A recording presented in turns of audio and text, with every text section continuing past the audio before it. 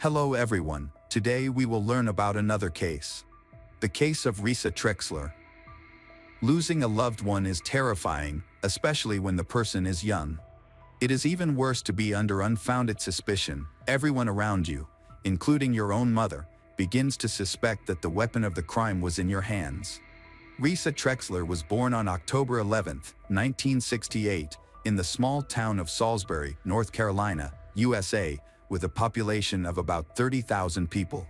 She was the eldest child in the family, and after 2 years, she had a sister named Jody. Risa was described as a smart and kind girl with a heart of gold who was always ready to lend a helping hand to those in need. She was positive and cheerful. It was no surprise that her younger sister looked up to her. This admiration was quite logical since they even shared a room in the family house. Naturally, there were occasional misunderstandings and quarrels typical for girls of the same age, but overall, the strong connection they shared was enviable. On June 15, 1984, 15-year-old Risa and her 13-year-old sister Jody decided to invite friends over to celebrate the beginning of their school holidays. Among their guests were 2 friends, who lived nearby. When the teenagers gathered at Risa's house, they made sandwiches, snacked, listened to music, watched TV, and chatted. Around 3 p.m., the guests went home. Risa decided to visit her grandparents who lived nearby. They were all very friendly, and the houses were closely situated. Risa arrived at the home of her grandparents, but found that no one was there. At that moment, her grandfather had gone to the supermarket to buy groceries, and her grandmother had gone to the hairdresser. This did not upset Risa. She had a key to the house and could let herself in. She went inside and began to watch TV. Jody did not accompany her older sister but stayed at home to finish her tasks.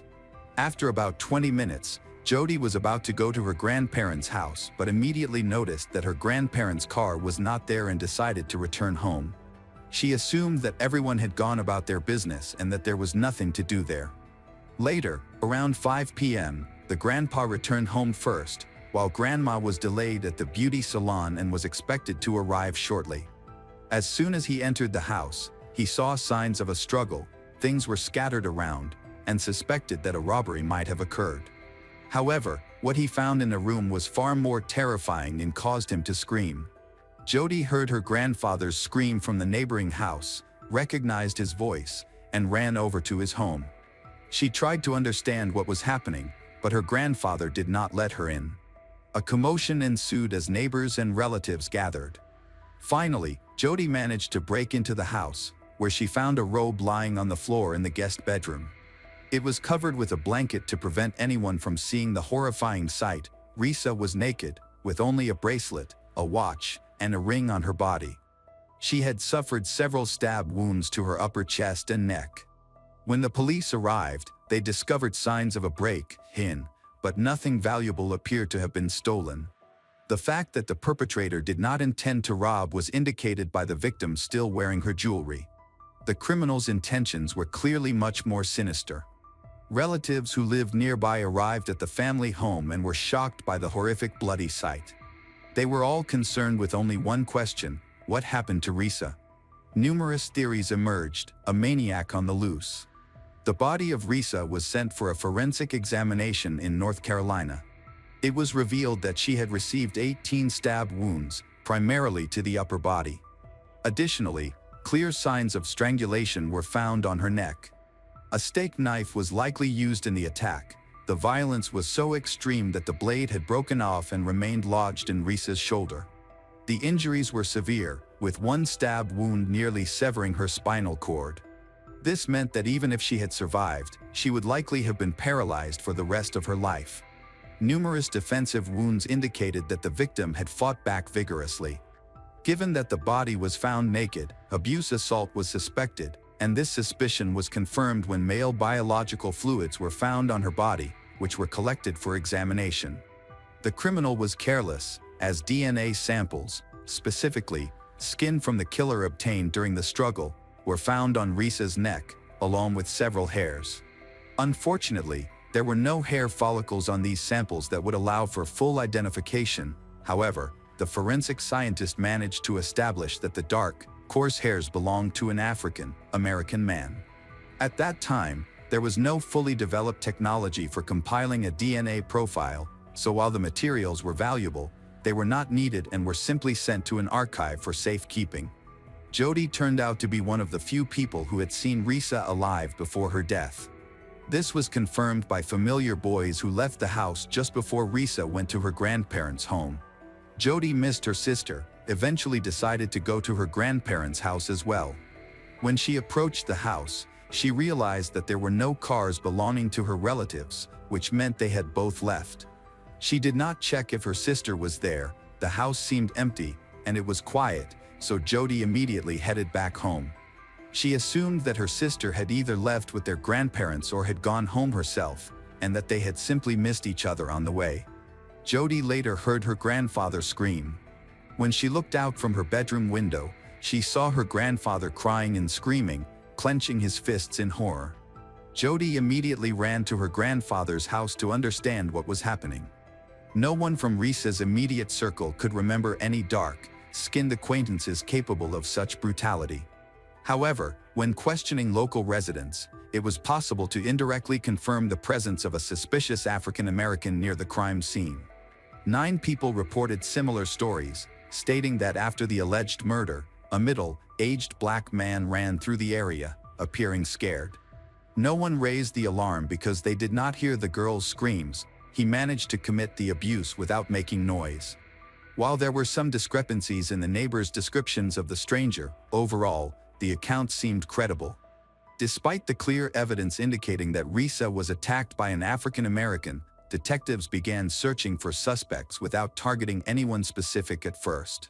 After the attack occurred, Jody became a suspect despite the absurdity of such speculation.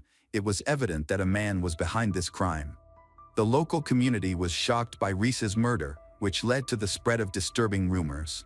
Information surfaced suggesting that Jody could be the criminal, and these rumors became firmly established, while the detectives did little to refute them.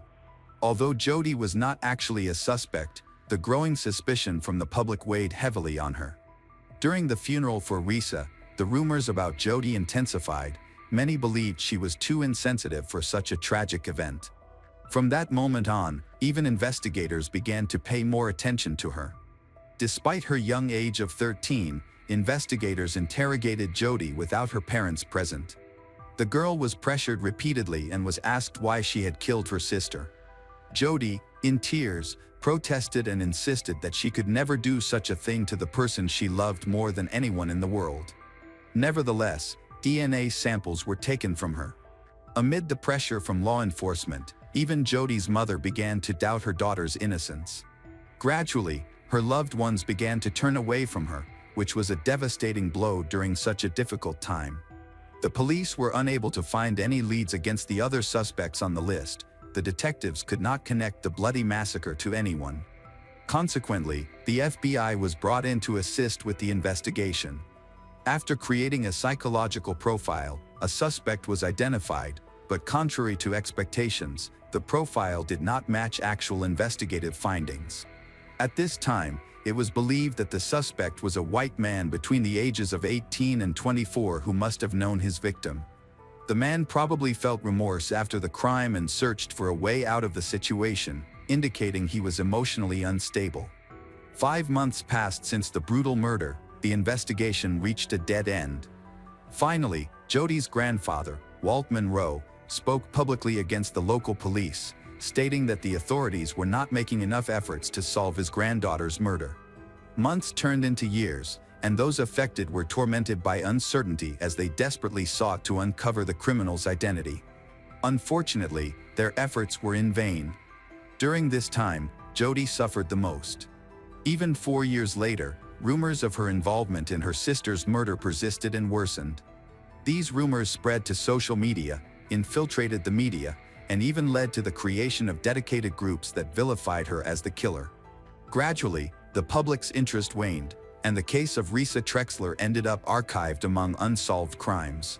It wasn't until 2018, 34 years after her sister's murder, that Jody appeared on a television show to prove her innocence. As an adult, she continued to suffer the consequences of baseless rumors. In an effort to clear her name, she requested to take a polygraph test. Shockingly, it turned out that the police had never conducted one, even though Jody had persistently asked for it to be done. By this time, Jody was already a married woman. However, she still remembered well the mutilated body of her sister covered in blood. Jody, even more than the rest of the family, wanted to find the killer. Not only did the criminal kill her beloved sister, but Jody was also shocked when all her loved ones began to turn away from her. It all started with the condemnation from strangers, gradual pressure, and attacks grew into something more. Her mother even to her, saying that she wanted to know the truth and would not be angry. This ultimately destroyed Jody, and she even had moments when she didn't want to live. According to her, all these accusations were absurd and traumatic. To prove her innocence once and for all, Jody went on the Dr. Phil show and passed a lie detector test to prove her innocence. She spoke in detail about her memories of that fateful day. According to her, when she ran up to the house, her grandfather did not let her inside until the last moment. Jody believed something terrible had happened to her grandmother. When she finally entered her grandparents' house, she saw Risa's robe and a sheet, which by that time was completely soaked in blood. She didn't know who did it, but she thought her grandfather had covered his granddaughter's body to shield others from the horror. Jody continued to express her bewilderment, stating that she had no idea why everyone was against her. She thought it was either malicious intent or the negligence and suspicion of law enforcement officers. She still didn't understand why the police showed such an interest in a 13-year-old girl. Jody had provided all possible DNA samples and was questioned more than any other suspects, even more than the rest of the family after the murder. Some of her friends immediately turned away from her and refused to communicate. The situation worsened as rumors spread. Jody returned from school almost every day in tears, desperately wishing for the criminal to be found as soon as possible. Little did she suspect that she would suffer for more than a decade amidst this overwhelming pressure. By the time she reached high school, Jody began to experience behavioral problems. She even ended up in a rehabilitation center at the age of 15 because she abused alcohol and marijuana. This behavior helped her escape and distract herself from the problematic attitudes surrounding her. Allegedly, even if she did not kill her sister, she must have known much more than she actually told the detectives because she was nearby at the time of the crime. The polygraph confirmed that Jody was telling the truth when she answered that she did not kill her sister, and there is absolutely no other information about the massacre. Interestingly, Jody's desire to speak out after so many years triggered a new wave of interest in the murder of Risa Trexler. In November 2018, a young detective named Travis Schulenberger decided to revisit the case files and re-examine the evidence from 34 years ago. He was inspired by Jody's courage in deciding to take a polygraph test live on the program. When Travis's efforts became known to Jody's family, they even thanked him personally, as she was still haunted by the thought that Risa's murder remained unpunished. It was a great success that all the evidence collected in the case remained intact. Finally, on December 3, 2019, the Salisbury Police Department announced that they had information regarding the previously unsolved case. A press conference was held with the participation of the Trexler family. The event began with the announcement that Jody was completely acquitted. The police had identified the murderer of Risa. It turned out to be a dark-skinned man from the past, Curtis Blair. According to Travis, Salisbury police detectives had done a commendable job investigating the unsolved case. They conducted repeated interrogations, spoke to everyone involved in the initial investigation, and gathered statements about a black man who had been seen running through the area shortly after the murder. They analyzed all the objects and evidence collected during the search for the criminal and began collaboration with forensic laboratories. Gradually, the authorities recognized the need to use genetic genealogy, a technique that had emerged a few years prior to the re-investigation of this crime, proving itself to be an advanced and highly effective technology. The resulting profile was compiled using publicly available databases, which included not only those associated exclusively with law enforcement but also independent databases where individuals could voluntarily contribute their DNA profiles. Authorities once again turned to the public for new information, particularly to learn more about the alleged killer. Simultaneously, tests were conducted in the laboratory, and a publication about the case of Risa Trexler appeared. Several concerned individuals contacted the police station, but they were unable to provide any valuable information, as everything was already known. As law enforcement agencies in the United States increasingly utilize genetic genealogy to find criminals, the public has raised more questions. Many expressed concern that such practices could be considered violations of privacy. Most databases where individuals can submit DNA samples for analysis and database replenishment cooperate openly with the police. Against this backdrop, many do not agree with the practices of such companies. To maintain privacy, the name of the criminal was initially kept secret. It is difficult to convey in words how similar Jodi lacked care at that time. Despite identifying the criminal and successfully passing a polygraph test, she still felt pressure, and some people continued not to believe her. However, the press conference, during which the district attorney firmly stated that none of Trexler family members were the killers, provided some reassurance. Before the case of Risa Trexler was reopened, about 100 potential suspects had been identified. To reconstruct the profile of the killer, biological samples collected from the deceased's body were uploaded to a publicly available genetic database. Specialists from a company conducted reverse engineering of the genealogical tree of the suspect, which allowed them to calculate several probable killers. This group was eventually narrowed down to one individual. The Parabon Nanolabs company created his profile using innovative genealogical analysis techniques, leading to the identification of a criminal who had committed another violent crime and served time in the early 2000s. However, he died of heart failure in 2007 in California. Curtis's grave is located in the Memorial Park Cemetery in Salisbury. The only evidence Blair left at the scene was a small knife that was confiscated by investigators. They managed to obtain it and send it to the crime lab. It was believed that the criminal took the second weapon from the execution site. In June 2019, investigators exhumed his body, collecting materials for DNA examination in comparison with existing criminal profiles. By August 6, 2019, it was found that Curtis Blair's DNA profile was almost 100% consistent with the killer's profile, eliminating the risk of error. The probability of a random match was too low to doubt. The evidence was convincing enough to conclude that the case was finally solved. Consequently, the case was closed, leaving the Trexler family with mixed feelings. They understood that the individual who had harmed Risa was no longer a threat and society could feel secure. On the other hand, they wondered if they would ever understand why he had committed such a terrible act. Risa's killer lived 2 hours away from Trexler House and worked in Frito-Lay factory just 2 blocks from the site of the attack.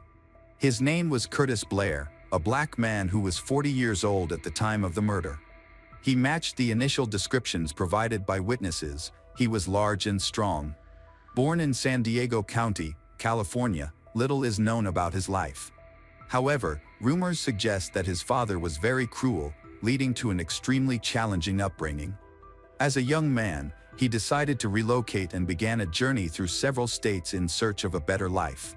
At the time of the brutal crime, he already had a criminal history that included a significant prison term for assault with a deadly weapon.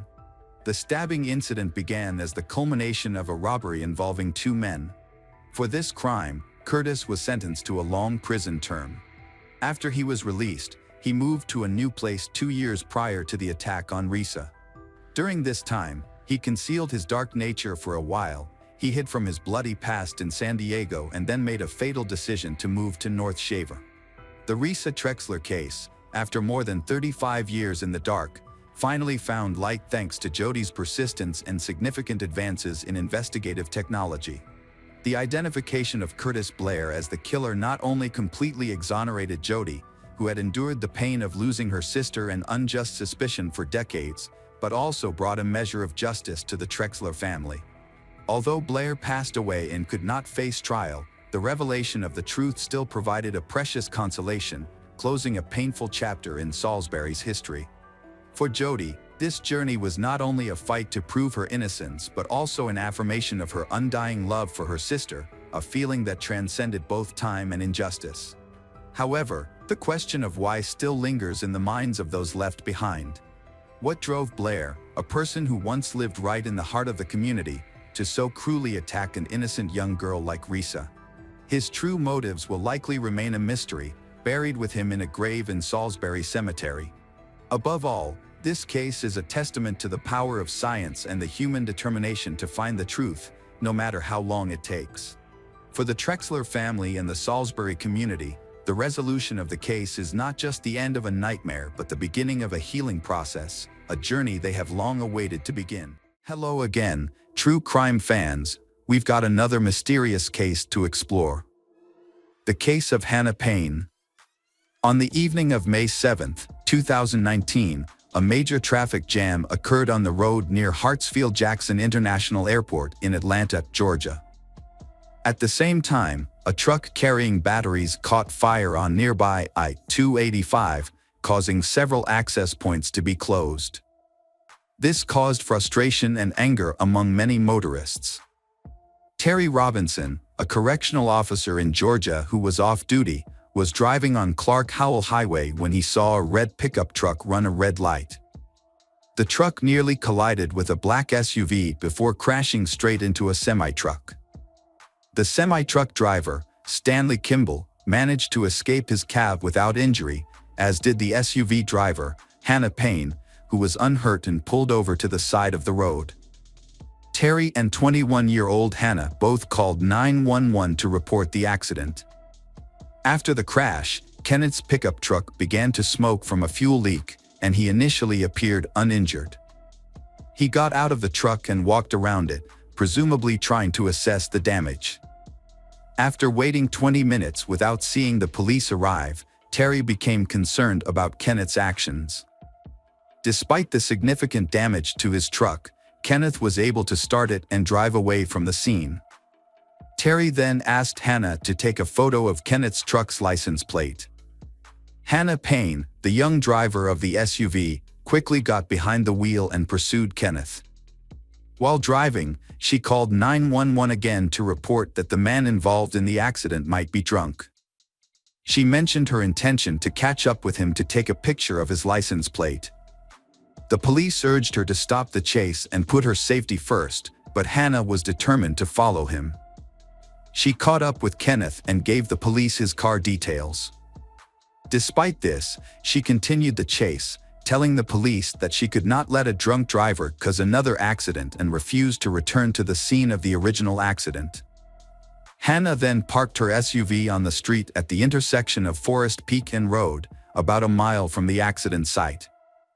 After stopping the car, Hannah got out and walked toward Kenneth's pickup truck. She approached the driver's side door while recording their conversation on her phone. During their argument, her phone fell to the ground. In a moment of extreme tension, Hannah pulled out her registered handgun and shot Kenneth. She then picked up the phone and called 911 again, claiming that Kenneth pulled the trigger while she was holding the gun. She asked the police to come quickly. Police Ritchie of the Clayton County Sheriff's Department arrived on the scene and heard bystanders shouting that a woman next to an SUV had just shot a man during an argument. Hannah's black shirt was torn, and she changed into a pink hoodie while waiting for police. She quickly handed her gun to the police while they attempted to pull Kenneth out of the car and administer first aid. Hannah began talking to witnesses to their fight, hoping they would stay and tell police that Kenneth had attacked her and opened fire. Kenneth was rushed to hospital by ambulance, but sadly he could not be saved. Meanwhile, Hannah was placed in the back seat of a police car. Police then began investigating the incident on the busy rush hour road. Many witnesses saw what happened from different angles, and they provided the police with the information they needed. Hannah was quick to share her account of how the shot was fired. Hannah had been working in property management since graduating high school. Her job involved leasing properties, showing them to potential tenants, and collecting rent. In this role, she frequently met with strangers, sometimes in vacant buildings, and often handled large amounts of cash. This was her rationale for carrying a gun. In Georgia, residents can obtain a permit to carry a firearm only at the age of 21, which Hannah was at the time of the incident. Kenneth was 62 years old when he was killed. The truck he was driving belonged to his father. And inside, police discovered various tools and items he used as a mechanic. Police also found a set of needles and syringes for injecting insulin, which was crucial since witness accounts suggested he might have had diabetes or was experiencing insulin shock. The Clayton County Medical Examiner could not determine Kenneth's blood sugar level at the time of the accident because it naturally decreases after death. However, key witness Terry Robinson, who worked at a state medical facility, told the police that Kenneth was acting like a diabetic. Terry did not think Kenneth was drunk, but was convinced that Kenneth was diabetic and needed urgent medical attention. Kenneth's wife, Christine, later supported this diagnosis, saying she believed he had suffered an acute diabetic attack and may have been trying to drive himself to Southern Regional Medical Center when the accident occurred. She asserted that her husband would not have simply left the scene and was actually trying to get to the hospital. A few hours after the incident, Hannah spoke with police from Clayton County. She recounted the accident on Clark Hole Highway that led her to chase the suspect. Hannah explained that she had approached Kenneth to persuade him to go back to the scene of the accident, following the instructions from the 911 dispatcher. When he crossed into oncoming traffic to turn right, she saw a chance to make him stop. Hannah mentioned that she walked towards him while holding her cell phone, telling him she was currently on the line with police. At that moment, her phone fell to the ground. He then grabbed her shirt and ripped it off. Kenneth said he had something for her, which scared Hannah. In response, she pulled out a gun and threatened him. This made the situation worse, and at one point Kenneth tried to knock the gun out of her hand, leading to a struggle. Hannah reported that the gun moved, sometimes pointing the barrel at her and sometimes at Kenneth. Then, a shot was fired. Hannah told the police that she did not remember whether she had her finger on the trigger during the struggle and continued to insist that it was Kenneth who fired the shot. The gun had a double safety feature.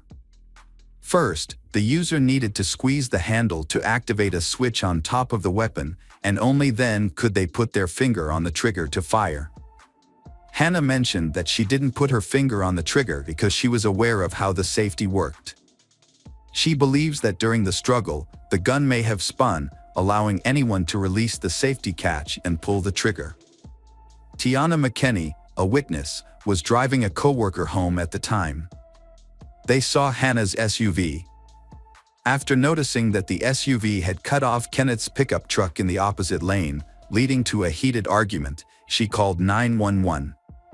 Tiana's account contradicts Hannah's story. She said that Hannah cut off Kenneth's truck, then Hannah got out of her SUV, pulled out a gun, and threatened him. Tiana wasn't the only one who noticed Hannah was the attacker.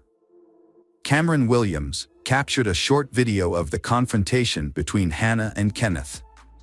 The video shows Hannah holding the gun, walking away from her car, and then bending down to the ground. Cameron thought that Hannah was bending down to pick up her dropped phone at that moment. Clayton County Police documented her injuries. After questioning her, they discovered scratches on the back of Hannah's neck where she said Kenneth grabbed her and pulled her forward. There was also a red, swollen area on her right wrist where Kenneth allegedly grabbed her. Hannah also mentioned a bruise on her lip, and her hand also appeared to be injured. While waiting for the police at the station, Hannah nervously bit her fingernails, claiming that they had broken during the struggle. When the police searched the car, they found several items that could support Hannah's claim that Kenneth had reached for a weapon inside. Among the clutter in the car, they found a flashlight and, most notably, a knife. However, only Hannah accused Kenneth of trying to get something to harm her, raising doubts about the reliability of her testimony. As a result, an arrest warrant was issued for Hannah Payne, which includes charges of murder, aggravated assault, and false imprisonment for Hannah stopping Kenneth's truck and pointing a gun at it. She also faces a charge of possession of a weapon during the commission of a crime, which could result in a life sentence with an additional 10 years in prison. Hannah's attorney, Matt Tucker, described Hannah as a good and responsible citizen. He argued that she pulled the gun to protect her life.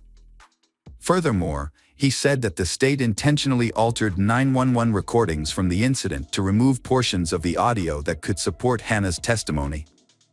Hannah was eventually granted bail and placed under house arrest, where she wore an ankle monitor and had a curfew of 9 p.m.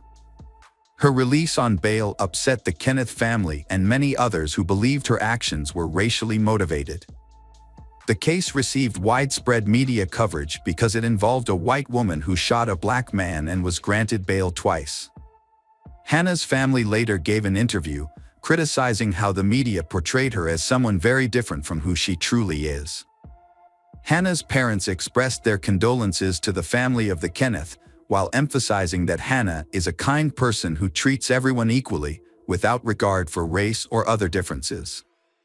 Hannah's trial was postponed first to 2020 and then to 2021. Even after 3 years, the trial has yet to take place. Kenneth's brother, Keith, contacted an organization that addresses issues of racism, seeking support. In his letter, he described Hannah as a cold-blooded criminal who refused to provide timely medical help to his brother, leading to his death. The accusation quickly went viral on social media. By spring 2022, Hannah remained under house arrest, and her trial date had not been established. During this time, the NAACP released a statement expressing deep concern about the slow progress of the case and urged for a quick resolution. A trial date was eventually scheduled for later that year. But the case experienced an unusual delay when defense attorney Matt Tucker did not show up in court. The judge remarked that this was not the first time she had issues with this lawyer, so she canceled the hearing and announced her intention to file a complaint against him with the Bar Association. Matt Tucker later informed the court that he was unable to attend the hearing due to having suffered a stroke and being hospitalized. In December 2023, nearly 4 years after Kenneth's murder, the much-anticipated hearing finally occurred. Clayton County Prosecutor Bonnie Smith presented evidence about the day of the shooting. Witnesses who were present at the scene also shared their accounts of that day. Since the incident unfolded rapidly, their testimonies varied and sometimes conflicted. One witness claimed that Hannah drew a gun as soon as she exited her car, while others asserted she only did so after she and Kenneth had already begun arguing. Despite these inconsistencies, the witnesses agreed on key details. Describing Hannah's approach to Kenneth's car as aggressive and noting that they witnessed her striking Kenneth. Hannah's claim of self-defense would not have been valid if the jury determined that she was the attacker and did not attempt to defuse the situation. Medical experts concluded that Kenneth died from a single gunshot wound to the abdomen, with no other injuries to the body. During the trial, Hannah defended herself by explaining that she believed she was following proper procedure when Terry Robinson, the main witness to the first incident, asked her to take a photo of Kenneth's license plate. Terry stated that he did not instruct Hannah to follow Kenneth. However, Hannah reported that she observed Terry waving his hand at her multiple times, as if signaling her to follow Kenneth's car and photograph his license plates. Witnesses described Hannah's driving as aggressive, noting that she nearly collided with another vehicle during the pursuit and created a dangerous situation by stopping in front of a red pickup truck. After the incident, Hannah shared with the jury a story similar to what she told the police. She said that when she approached Kenneth to ask him to return to the scene of the original accident, he grabbed her and refused to let go. She emphasized that the moment Kenneth hit the gas and crashed into her car, she felt extremely scared. The prosecution asked why Hannah ignored 4 police instructions to stop chasing Kenneth and return to the scene of the original accident. Hannah replied that she could not remember that moment because it had happened 4 years ago. The prosecution reiterated that the Kenneth did not know Hannah and was not obliged to follow her directives. After reviewing all the evidence, the jury took about 2 hours to deliberate and subsequently found Hannah Payne guilty of all charges, including premeditated murder. Hannah was sentenced to life in prison with the possibility of parole after 43 years. Welcome back, detectives. Let's dive into another horrible case. The case of Blanca Arellano. Blanca Olivia Arellano was born on February 6, 1971, in Hatiso Pan de Zaragoza, located in the northwest of the state of Mexico, Mexico. She was the youngest daughter of Dolores Gutierrez. She had 2 older sisters, Alejandra and Perla. Later, her sister gave birth to a baby girl named Carla Arellano. As an adult, Blanca successfully completed her education and earned a bachelor's degree in tourism. With her qualifications, she worked for several years at a travel agency. After that, her new job was as a taxi driver. In her free time, Blanca takes care of her health by cycling and going to the gym every morning. She believed that sports were essential to living a fulfilling and happy life. Although she was comfortable being on her own, she was rarely alone. She was fortunate to have close friends, Mercedes and Maru, with whom she often spent time. 3 friends meet regularly to share stories of their days and confide in each other. Spirituality plays a very important role for Blanca. She organized spiritual master classes and led meditation rituals. In particular, she has become increasingly proficient in the topic of family constellations, a topic that interests many people. She has achieved professional qualifications in this area. Although these activities are not directly related to her main job, she saw them as a way to fulfill her desire. It is about helping others find harmony and healing. Blanca always wore an amulet ring called Atlas. Inside was engraved an infinity symbol, a symbol she really liked. She even crafted a matching bracelet with the same design. She cherishes her guardian ring, believing that it protects and gives her strength on her journey to find balance and peace in her soul. Because of the profound spiritual significance, so she never removed the ring. To her, the ring talisman was far more than just a piece of jewelry. In mid-2019, shortly before turning 50, Blanca developed an interest in online games and began spending a significant amount of time on the computer. Her niece, Carla, noticed this new hobby of hers and invited her to join a popular game. This game included a streaming platform where players could interact. One of the users was a man named Juan Pablo Jesus Villafuerte. In the game, players entered a virtual space, navigating obstacles and fighting for survival. Blanca became deeply engrossed in the game, especially because it allowed her to connect with people from around the globe. Before long, Blanca met Juan, the administrator of one of the virtual rooms. Juan, born in 1985, was from Arequipa, Peru. He had a twin brother and an older brother, Francisca Villafuerte, who worked as a lawyer. Juan had previously been married and had 2 children from that marriage. However, after his wife accused him of domestic violence, the relationship ended in divorce. In 2016, Juan decided to move to the city of Hua, located 2 hours by car from Lima, the country's capital. There, he enrolled in the medical faculty of the National University named after José Faustino Sánchez Carrion. Through the internet, Juan met Blanca, and they began communicating regularly. Over time, their conversations became frequent, helped both understand each other better. He trusted she so much that he made her the administrator of his virtual game room. On March 2020, Blanca spent most of her time playing online games and talking to Juan. They frequently made video calls and watched movies together late into the night. Juan, who plays guitar, often sends her videos and songs he has composed specifically for her. On her 50th birthday, he even wrote a heartfelt post on her social media page. From that moment, their relationship shifted from friendship to romance. Blanca, deeply in love, felt happiness, but she was afraid to tell her mother, sister, and friends about it. Eventually, she decided to open up and express her feelings. Juan then revealed his wish to meet her in person, which required him to travel to Mexico. However, he later admitted he didn't have enough money for the trip. Determined to make it happen, she told Juan that she would travel to Peru to make her dream come true. It was meeting him face to face. Blanca was prepared for anything. Given her challenging financial situation, she decided to sell some of her belongings, including a car, a bicycle, and various pieces of clothing. She quickly managed to gather the necessary funds. In July 2022, Blanca purchased a plane ticket to Lima.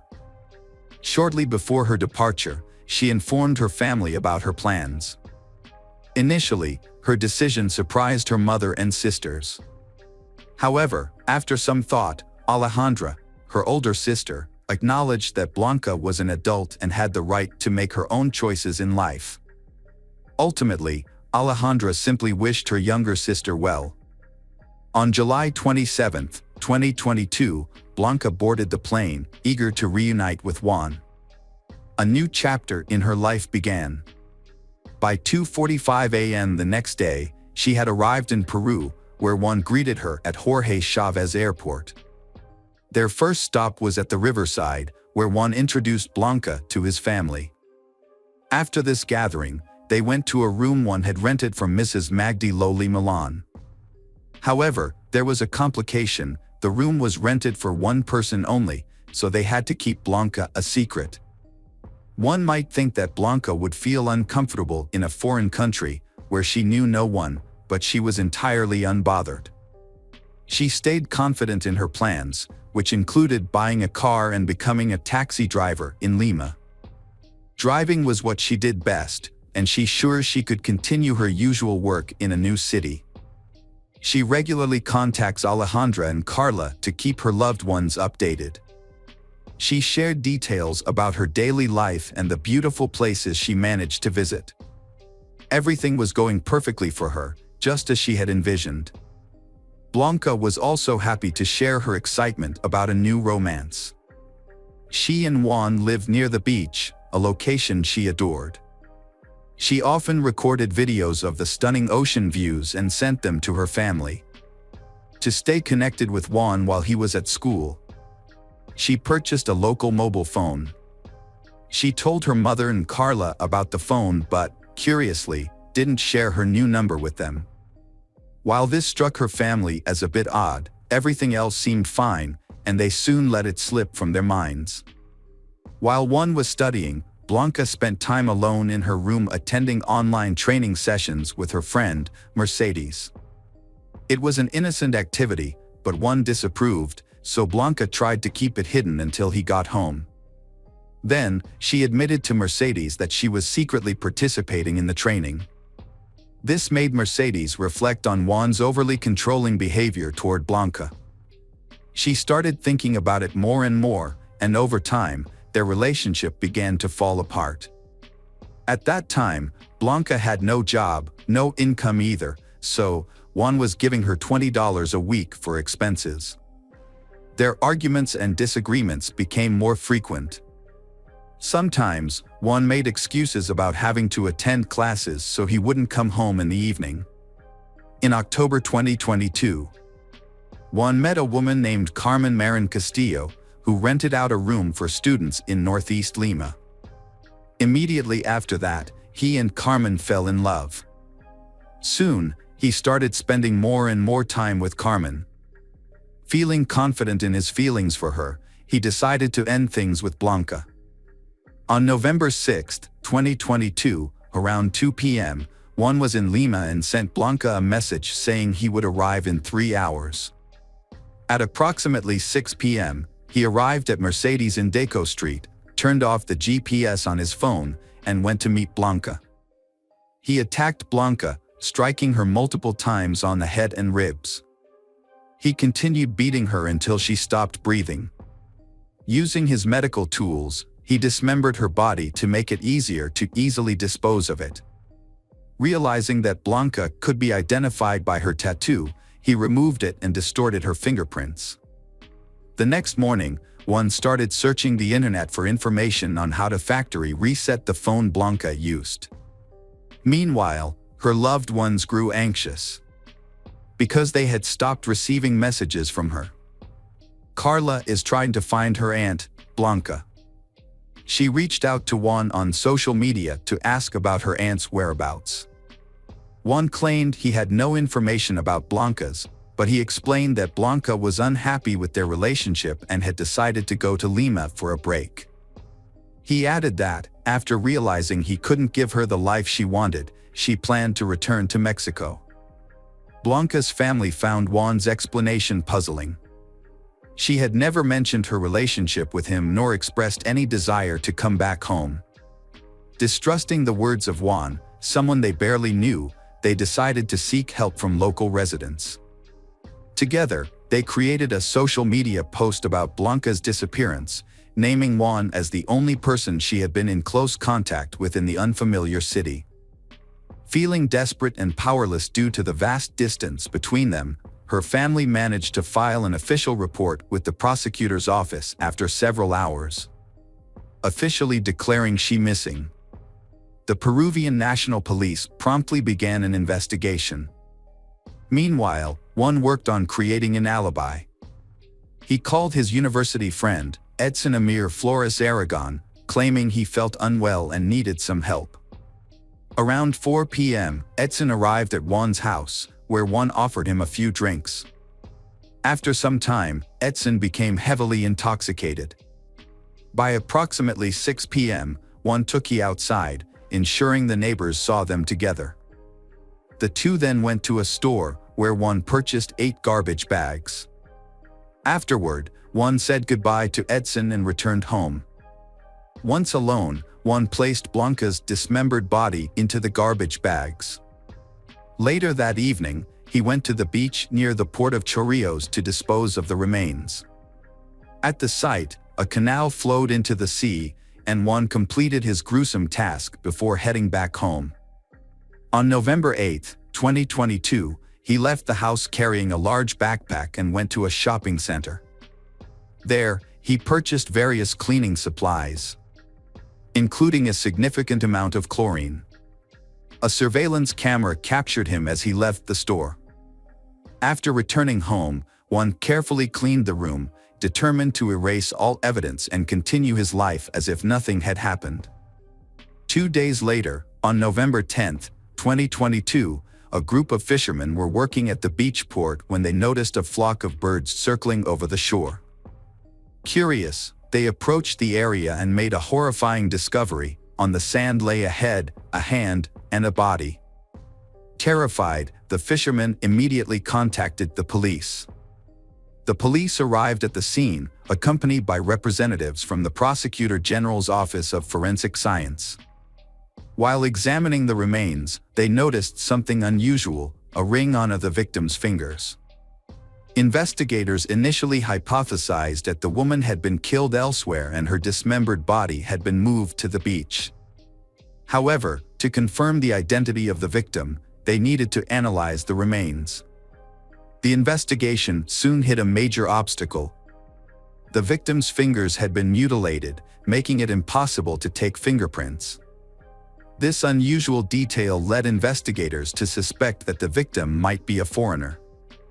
During a press conference, Utah Police Chief Elvis Boss Billiards informed the media that the victim was believed to be a woman between 35 and 45 years old. Meanwhile, a rumor has emerged on social media that a Mexican tourist who visited Lima a few months ago has gone missing. As the investigation progressed, the national police linked the two cases. Unaware of the investigation's developments, Carla continued to locate her missing aunt, Blanca. On November 12, she once again appealed to the public for help. She accused Juan of being the main suspect in her aunt Blanca's disappearance, as he was the last person who had been with Blanca's in Peru. This accusation alarmed Juan, so he took defensive measures. Juan responded with a new story, filled with inconsistencies and untruths. He claimed that Blanca in Peru is homeless. and that he was merely helping her out of kindness. He denied having any romantic relationship with her. He even announced his intention to sue Blanca's family for defamation. Carla, however, firmly refuted all of his claims. From that point on, the two began a heated dispute on social media. Carla defended Blanca's reputation, while he tried to evade responsibility in every possible way. He then changed his profile picture and deleted all photos and other documents related to his relationship with Blanca. On November 13th, the Mexican prosecutor's office announces it will travel to the United States to speed up the investigation, gather necessary information, and summon the suspect to court. By November 14th, Juan had been officially identified as the primary suspect in Blanca's disappearance.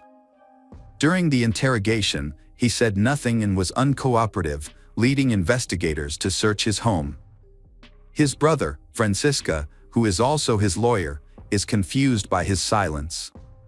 But Francisca maintains that there is no romantic relationship between Juan and Blanca.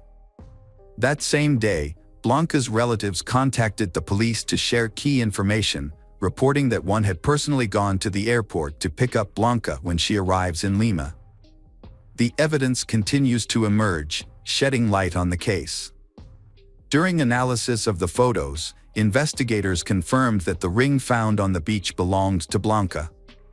On November 15th, during a search of Juan's home, more important evidence was found.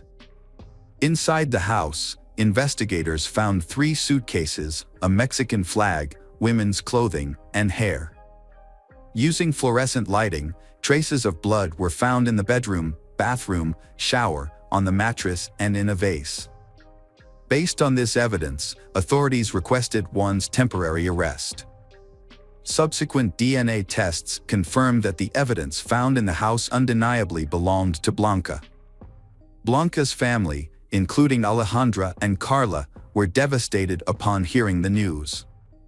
They went to Peru with the intention of testifying against Juan in court. Once there, they faced the heartbreaking task of identifying Blanca's clothing. Meanwhile, Juan has run away with his lover, Carmen. In 2022, the Peruvian Supreme Court issued a preliminary arrest warrant for Juan. However, authorities were shocked to discover that he had escaped. Their concern grew when they remembered that Juan had a twin brother, which could complicate the investigation. Despite this, authorities soon located him at Carmen's house, in San Juan de Lurigancho. He was immediately taken to the National Criminal Investigation Department in Lima and detained for 72 hours. During the interrogation, Juan maintained his innocence. He claimed that he was not present at the time of the murder, and asserting that his relationship with Blanca was purely an online friendship.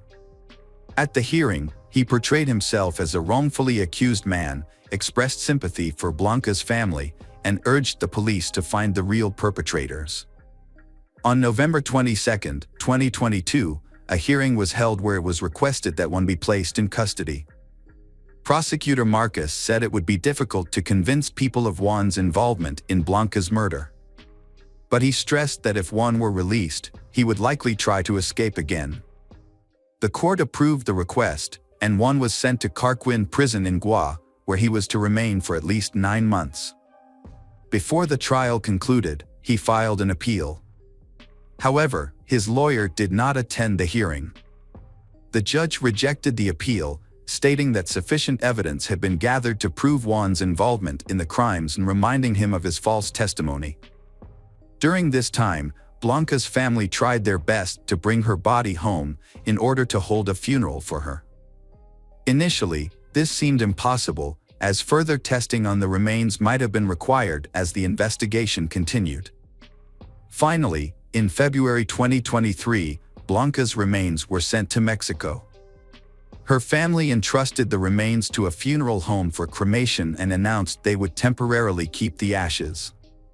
After justice is served, they plan to take her ashes to the church so she can rest in peace forever. Meanwhile, Juan remained in prison awaiting his trial, scheduled for August 2023. During the trial, the prosecutor's office, the defense, and several witnesses presented testimony.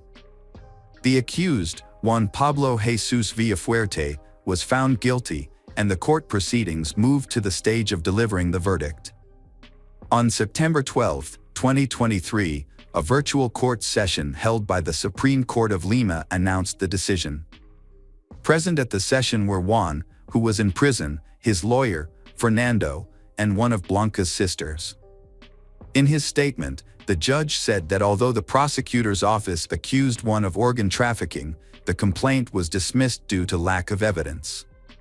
However, the judge confirmed that Juan had used his medical expertise to dismember Blanca's body. Additional evidence also revealed that her personal belongings, including her passport, driver's license, and mobile phone, had been found in Juan's house. Thus, Juan Pablo Jesus Villafuerte was convicted of the murder of Blanca Arellano and sentenced to 35 years in prison.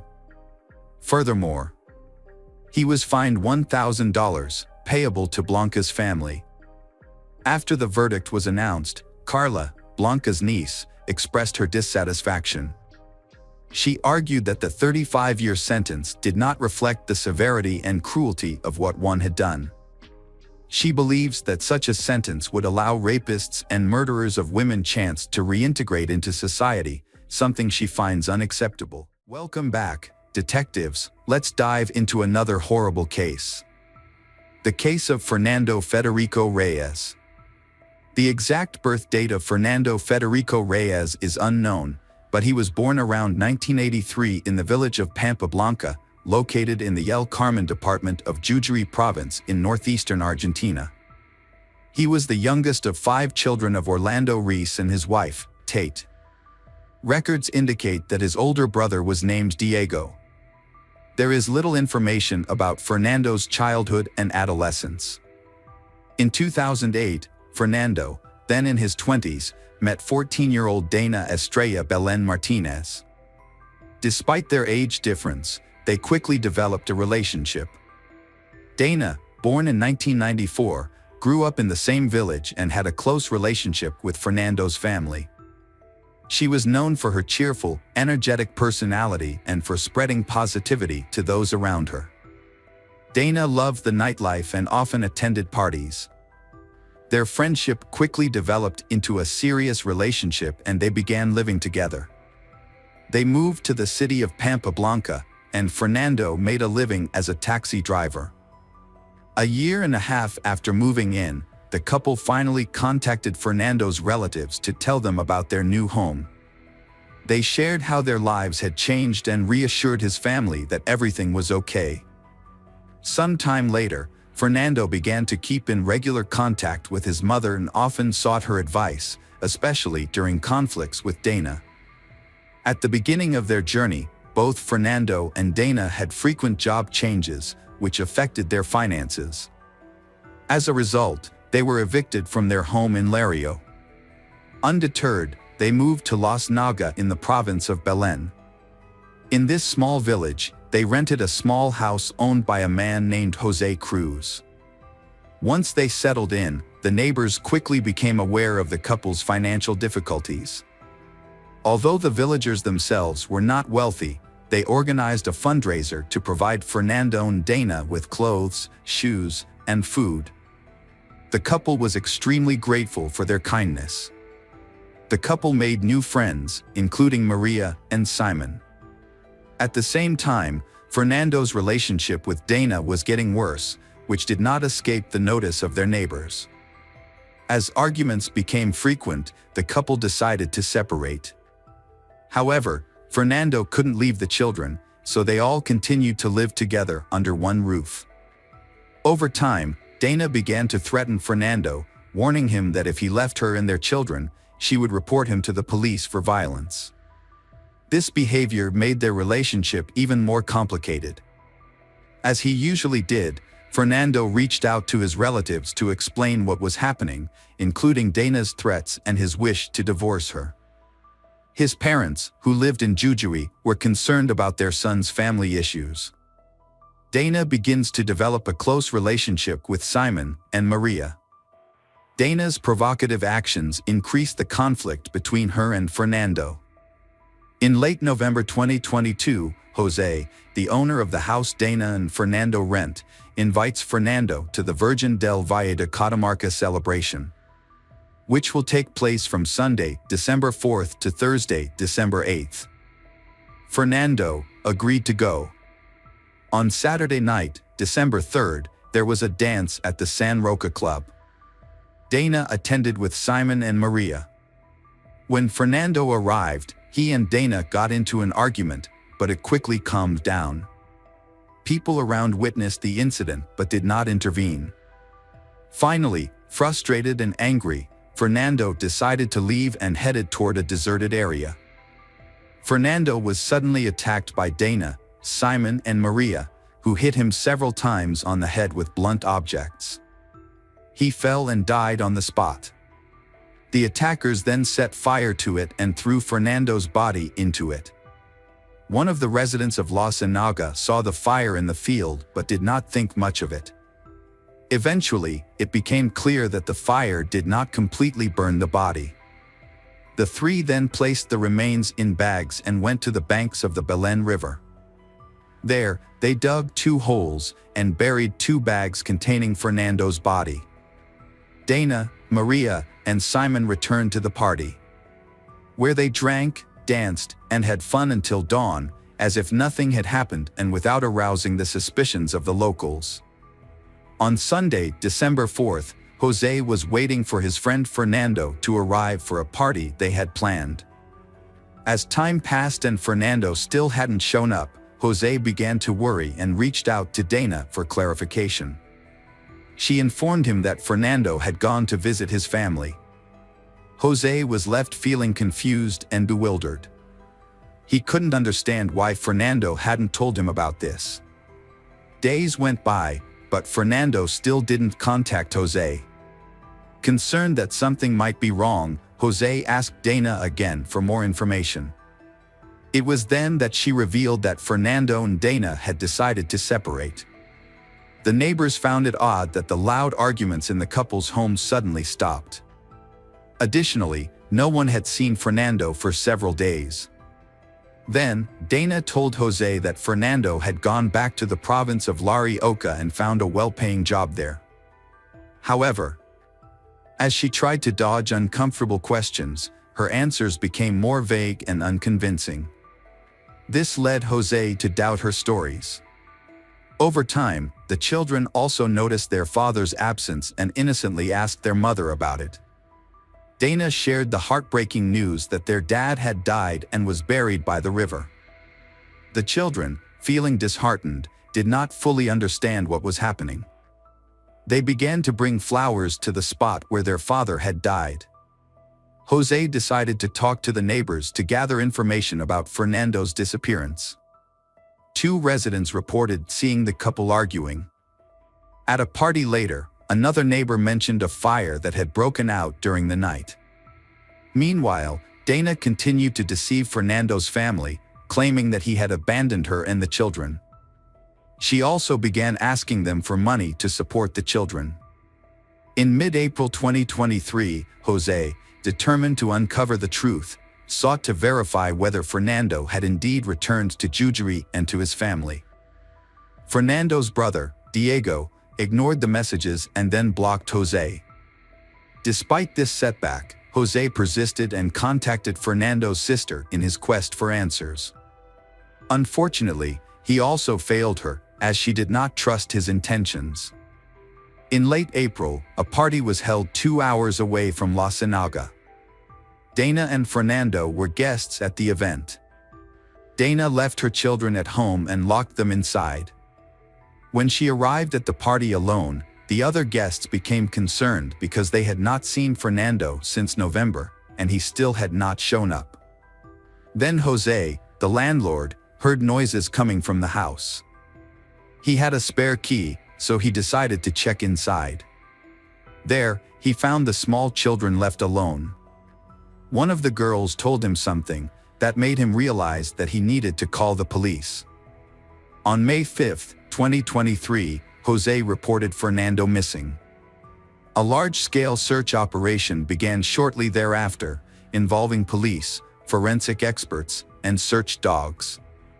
The first day of the search yielded no results. Dana was taken to the police station for questioning. When the police arrived at her home, they were greeted by her eldest son, who told the same story as his sister. The police focused their search on the area near the river. During questioning, Dana maintained her previous statement about Fernando's trip to Jujuri, now claiming that he left because his brother Diego had died. To verify this claim, the police contacted Diego's relatives. After speaking with them, it became clear that Dana had lied, leading to her arrest on May 7th. The police focused their search on the location indicated by Fernando's son. They found a black plastic bag containing charred human remains approximately 160 to 165 centimeters tall and in a state of decomposition. Forensic doctors later confirmed that the remains were indeed human. The police sent the body to the forensic laboratory to confirm the identity of the deceased. This evidence prompted Dana to confess to the murder, especially when she was told that remaining silent could result in a life sentence. The interrogation, which was attended by Prosecutor Marina, lasted about 8 hours. Dana attempted to explain her actions in a way that minimized her guilt, claiming that she had acted in self-defense. She said that Fernando, 39, had harassed her, causing her to hit him without intending to kill him. She had misjudged the force of her blows, and when she realized that she had accidentally killed Fernando, she panicked and decided to cover up the crime. In addition, she was quick to reveal the identities of her accomplices in the early stages of the investigation. On the morning of May 8, 2023, after questioning, the prosecutor charged Dana with murder. Dana was arrested at the Belém police station. Meanwhile, Maria and Simon were charged with murder. Both were detained at the Belém police station. Dana, Maria, and Simon's cell phones were confiscated for thorough analysis. The police examined calls, messages, photos, videos, and other relevant documents. Fernando's family was extremely distressed. They were shocked by Dana's cruel actions. Fernando's family traveled to Catamarca to assist in the investigation. During this trip, they provided DNA samples and found solace in being reunited with the children. The children's grandmother took them home, bringing comfort to Fernando's relatives. On May 18th, Simon and Maria appeared before Prosecutor Marina, both represented by the same lawyer. They firmly denied any involvement in the incident. The lawyer argued that the testimony was unreliable, claiming that the evidence against Simon and Maria was insufficient. A few days later, the defense requested the results of psychological and psychiatric evaluations of the suspects. On May 31st, the judge granted the request, resulting in the suspension of the preliminary hearing. Prosecutor Marina requested that Dana, Simon, and Maria remain in custody until a trial date is set, given the seriousness of the crimes. Fernando's family attended the hearing to support the prosecution, represented by a lawyer. The hearing was originally scheduled for June 13, 2023, but was postponed and the next tentative date is currently unknown. Dana, Simon, and Maria, who are accused of murdering Fernando, will face justice for their actions. Fernando's relatives hope for a fair outcome. Hello friends, welcome to our channel. Today we're going to take a look at another horrible case with you. The case of Sonia Ivanova. Sonia, a 19 years old, a Native American resident, grew up in a small village about 180 kilometers southeast of Nome, Alaska, USA. She dreamed of living and studying in Hawaii, but she needed to earn money first. Determined to make a change, she decided to take action. Along with her best friend, Timer, she moved to Nome, where she got a job as a hospital administrator. Timer found work as a hotel receptionist.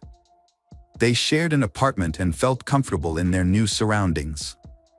Without a car, they walked everywhere. Sonia's family was concerned for her safety because there had been incidents of Native American residents disappearing in Alaska. They were worried because she was too naive and gullible, making her vulnerable to deception. On Sunday, August 10, 2003, Sonia and Timer went to a bar to relax with friends. They stayed until 11 p.m., then left. Timer went to spend the night with other friends since she had to work in 6 hours. Sonia, having a day off, decided to enjoy a walk in the summer rain, which she found comforting and warm. As they said goodbye, they didn't realize that it would be the last time they would see each other. At 5 a.m., Timer came home to get ready for work. She was surprised to see that Sonia was not sleeping at home. At first, she thought Sonia might have slept over at other friends' houses. Throughout the day, she tried contacting Sonia multiple times, but all attempts failed, which made her worried. She decided to call Sonia's sister, Christina, and Christina's husband, Tim, but they also didn't know where Sonia was. Tuesday came, and Sonia still hadn't returned home, increasing Timer's anxiety to the point of panic. She remembered that Sonia never went anywhere without makeup. If Sonia had planned to spend 2 days with friends, Sonia will definitely stop by the house to pick up mascara and lipstick. After finishing her work shift at 5:15 p.m., she contacted the police to report Sonia missing. The police Reburn was skeptical, he thinking Sonia might be with friends, and asked Timer to wait.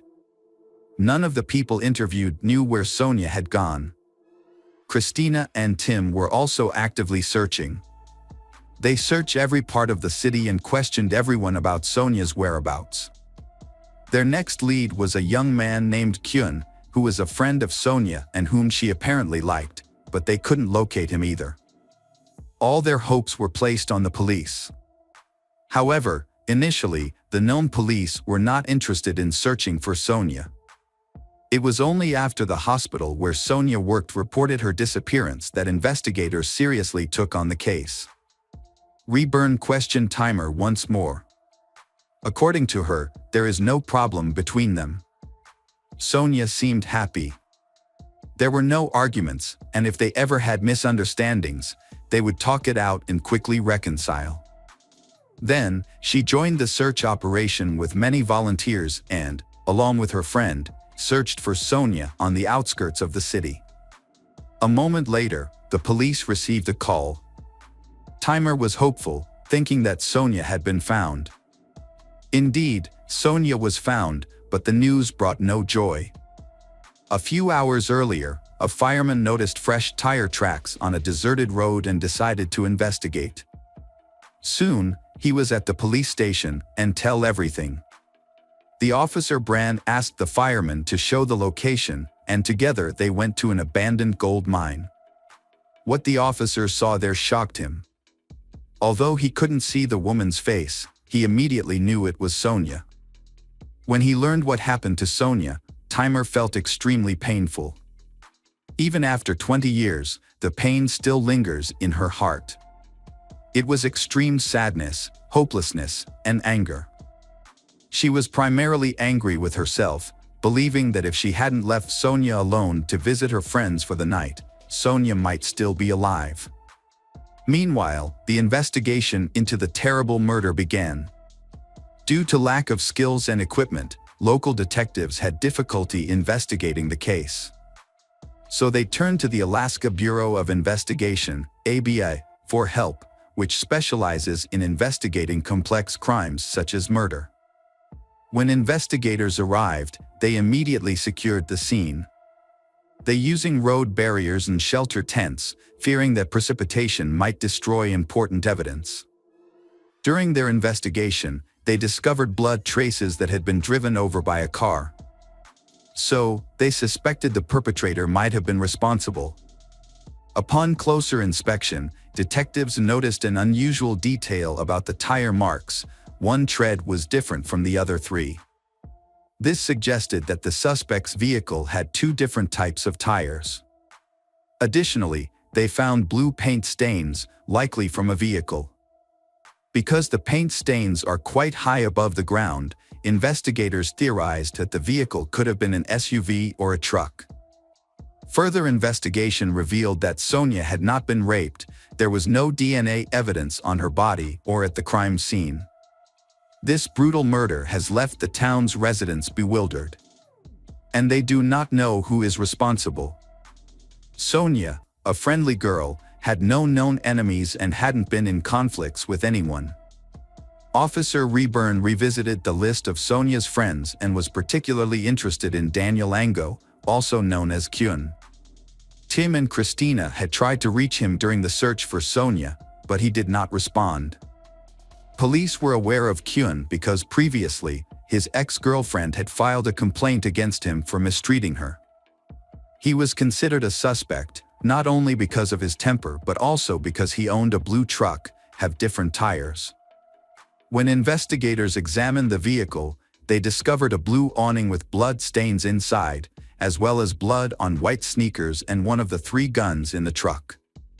The tires were tested with a special chemical, revealing additional blood stains. Kyun was brought in for questioning. He stated that he hadn't seen Sonia for 2 weeks. He also was out of town hunting with friends when she disappeared. Despite this, detectives decided to investigate further. Later, he explained that the blood in his car came from a hare he accidentally hit. He said he had to put the hare out of its misery, but then suggested it might have been a porcupine he shot while hunting.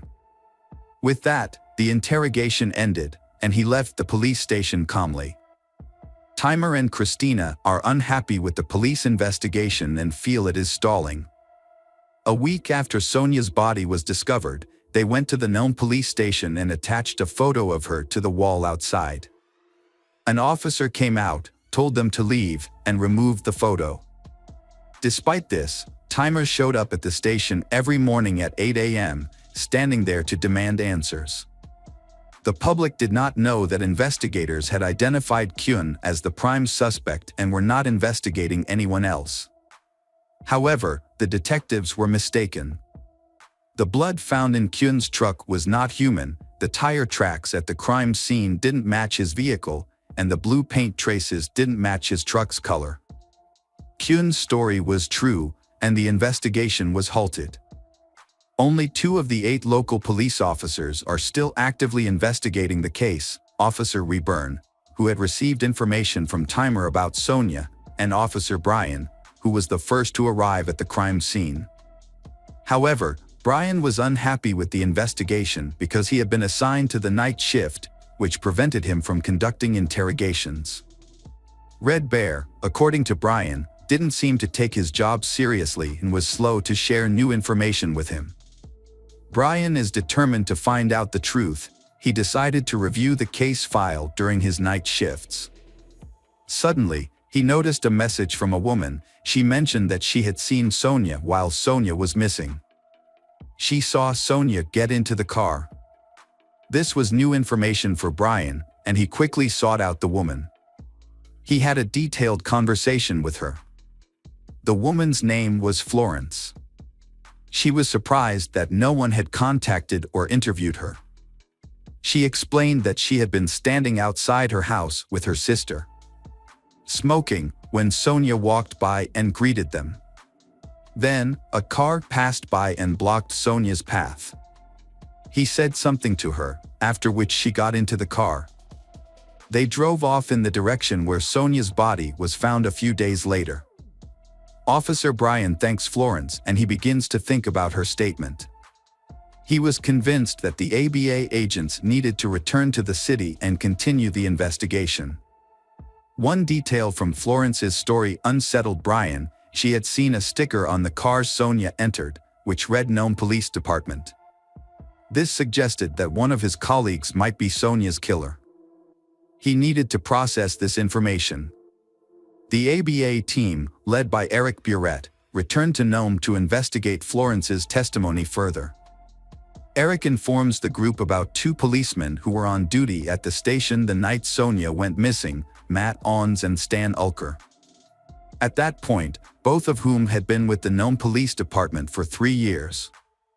There were several people involved in the case, and everyone was required to go to the central office of Polly Angie for questioning and a lie detector test. However, something strange occurred. A couple of weeks after the crime, an officer discovered that a service car was missing. That same night, a search operation was launched. At 2:51, Matt called his colleagues to report that he had found the car in an abandoned area, near where the body was hidden. 2 minutes later, he called again, saying, "There were shots there." Several police officers rushed to the scene, but they found nothing unusual. Police found the missing car in a safe place, dark place. Matt admitted that he was terrified when he heard the shots and thought about his 4-year-old son possibly growing up without a father. He said that perhaps he was not cut out for police work. The officers inspected the stolen car and immediately noticed the broken window on the driver's side. Next, they saw an envelope on the driver's seat, amidst the glass shards. Inside the envelope was a letter, in which the stranger expressed his hatred for the police. They claimed that stealing the car was easy and that Sonia was just in the wrong place at the wrong time, implying that it was not her fault. The person mentioned that Sonia mistook him for a policeman. He warned them to be careful, saying that he was watching their every move. He threatens that if they leave him alone, he would leave them alone, but if they came too close, he would shoot them in the head. The unknown person not only left this threatening letter in the car but also included evidence in the envelope to remove any doubt that he was the one who killed Sonia. Along with the note, police found a membership card for the fitness center Sonia used to visit. How did the criminal steal the police car? It was later discovered that official cars were almost always unlocked, and the keys were often left in the ignition. Therefore, stealing the car is not difficult. Initially, 2 officers, Stan and Matt, were questioned.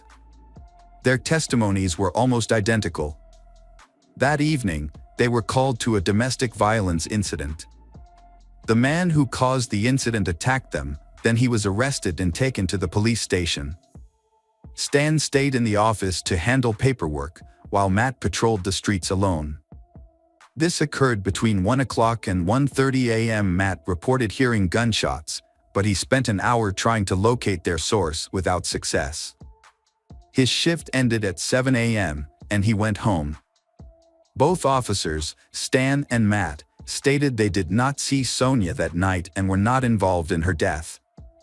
Since their stories matched, a lie detector test was used to further investigate the incident. When asked, did they offer Sonia a ride on August 11, 2003? Both individuals answered no.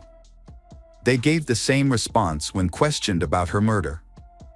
Further questions focused on Matt's sex life, leaving him confused. It seemed he didn't understand why these questions were being asked. At that time, Matt didn't know that Eric, the lead investigator, was also in the room and is keeping an eye on him. Eric had learned from colleagues that Matt was a typical person, although he didn't always follow the rules. Matt preferred night shifts and often volunteered for them. Occasionally, he invited friends to ride in the patrol car with him, despite repeated warnings from management not to do so. In March 2003, Matt was accused of using his squad car to meet women. He allegedly having sex with them while on duty. Unlike many who use Tinder and similar apps, he had his own method. He would drive slowly in the patrol car, approach women, and offer them rides. When confronted with these allegations, he denied them, and the investigation continued. The city discovered that Matt's personal life was troubled.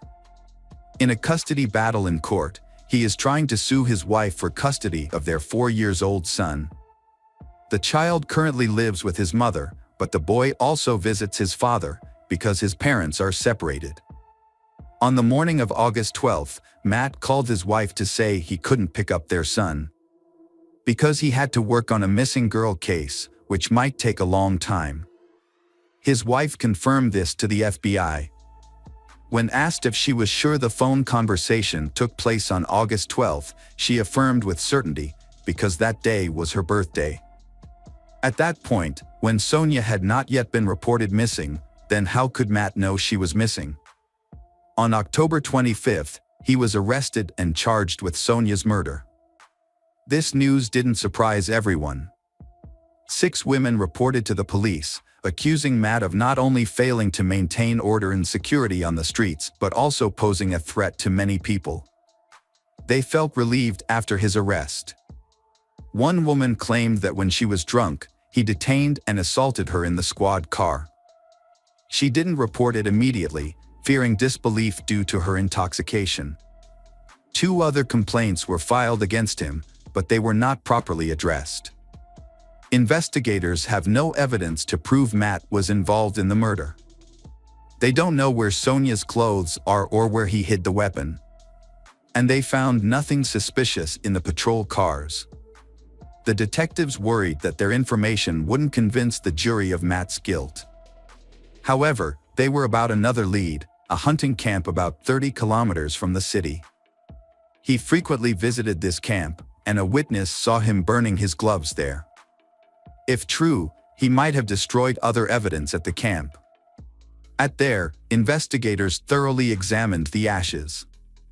Finally, they found an important piece of evidence: burned shoes with laces bearing the imprint of the shoe manufacturer Schumacher. Sonia wore shoes of this brand. The ashes were collected and taken to Nome. Over several days, detectives searched for more evidence. They soon found several more pairs of shoes, parts of a bra, and a button inscribed with LT. Sonia's sister confirmed that the button belonged to Sonia's clothes. A mailbox key was found in the hallway, and it turned out to be the key to Matt's mailbox. Then, a police department employee suggested where the crime weapon might be. Investigators suspected the weapon could be a .22 caliber Jennings pistol, which was indeed found in the storage facility. According to the officers, Matt took it for his criminal activities and later returned it. Unfortunately, this could not be proven due to a lack of evidence. 2 months after Matt's arrest, Sonia's relatives and ABA employees encountered a new issue. He hired an experienced lawyer and was released on bail with his help. The residents of Nome were shocked that the killer was freely roaming their small town, but they were powerless to stop it. Matt's trial began on January 18, 2005, but after 40 hours of jury deliberations, the jury still failed to reach a verdict. The prosecution's evidence was not convincing, and Matt walked out of court again a free man. In the second trial, the prosecution presented evidence to the jury, including Florence's testimony about seeing Sonia get into a car labeled Nome Police Department, Matt's wife's testimony about Sonia's disappearance shortly before Sonia was officially reported missing. Traces of Sonia's clothing found along with the key to a box, and the murder weapon that was stolen and later returned. However, Matt's lawyers challenged all these points. They argued that Matt's wife had likely misremembered the date. They also contended that the traces of clothing and the gun were not connected to Sonia's murder. Because of this conflict, the jury could not reach a consensus on whether Matt was guilty or not, so he was acquitted at trial. This case has made the public extremely indignant. Many believe Matt was guilty of the crime, but he managed to escape justice. Investigator Eric, however, found a new lead. As astonishing as it seems, this is indeed what happened. Eric's neighbor said Charlotte, a friend of Matt's who was staying at his house, shared the news. It turns out Charlotte found a membership card in Matt's bedroom. If so, then this incident may be related to Sonia's murder. Eric asked the neighbor whether Charlotte told him about the discovery before or after the police car was found. It turned out Charlotte mentioned it before the theft. This confirmed Eric's suspicion that Matt stole the car himself to distract the investigation. But who found the patrol car? Matt stated that gunshots were heard 2 minutes after the car was located. That night, Matt left without his service weapon or flashlight.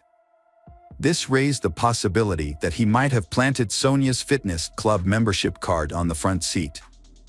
Charlotte was called as a witness during the second court hearing and questioned again.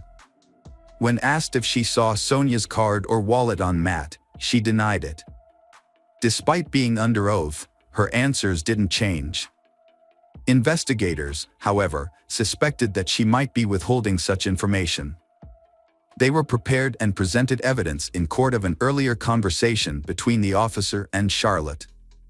In that discussion, she admitted she had seen Sonia's ID or membership card along with other personal belongings. Charlotte eventually decided to testify in court.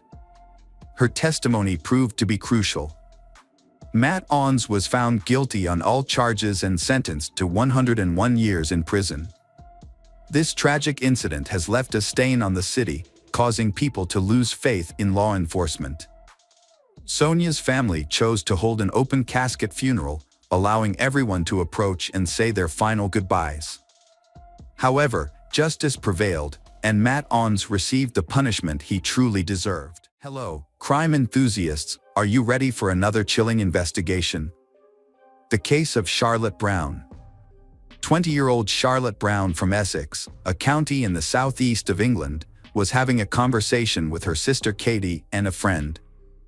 They were discussing where to meet a young man. Charlotte shared that she was looking for a serious, long-term relationship and wasn't very interested in dating sites. However, her sister suggested a new dating site to her, and after some consideration, Charlotte signed up. Soon after, she received a message from a 24-year-old named Jack Shepherd. They began chatting online and got to know each other better. Things were going well. Jack and Charlotte planned to meet in person. However, on the day of their meeting, Jack sent Charlotte a text message apologizing and explaining that he couldn't meet because he was getting back together with his ex-girlfriend. Feeling frustrated, Charlotte decided to block Jack and continued her search for love on the site. A few months later, Jack reached out to Charlotte again. He expressed his sincere apologies for disappointing her and asked if they could meet to make amends. Charlotte agreed to go on a date with him. On December 8, 2015, Jack wanted to impress Charlotte, so he took her to the Shard, a well-known skyscraper in London. While enjoying wine and conversation, they seemed to be having a great time. Charlotte took photos and shared them with her sister. Later, Jack invited her to his boathouse to continue their evening, and she agreed. After Jack paid the bill, they took a taxi to his place, which was 10 miles away from Charlotte's home in Hammersmith. When they arrived at the boathouse and had a drink, Jack bragged about his boat and suggested they go out. Charlotte loved the idea, as she was hoping for a romantic adventure.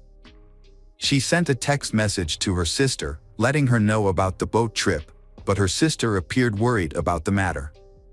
Charlotte reassured her sister that everything would be fine. Charlotte had a great time on the boat, capturing the moments in photos and videos to send to her sister. They were sailing along the Thames one December night. Charlotte was laughing and even shouting with excitement. However, Jack began to speed up, and soon they were going twice the speed limit on the river. Witnesses observed the boat speeding along the Thames. Suddenly, there was a loud bang, followed by a cry for help. People called 911 to report that someone had fallen into the river and needed help nearby. Jack was holding on to the sides of the boat with his hands. The boat capsized near Onslow Bridge after hitting a submerged log. Police arrived at the scene and began searching the area, assisted by officers from the Marine Corps Support Unit and Air Support. At 11:40 p.m. that night, they found Jack clinging to the side of a boat, but Charlotte was missing. The Air Support Unit lit up the river with powerful searchlights to search for the Charlotte.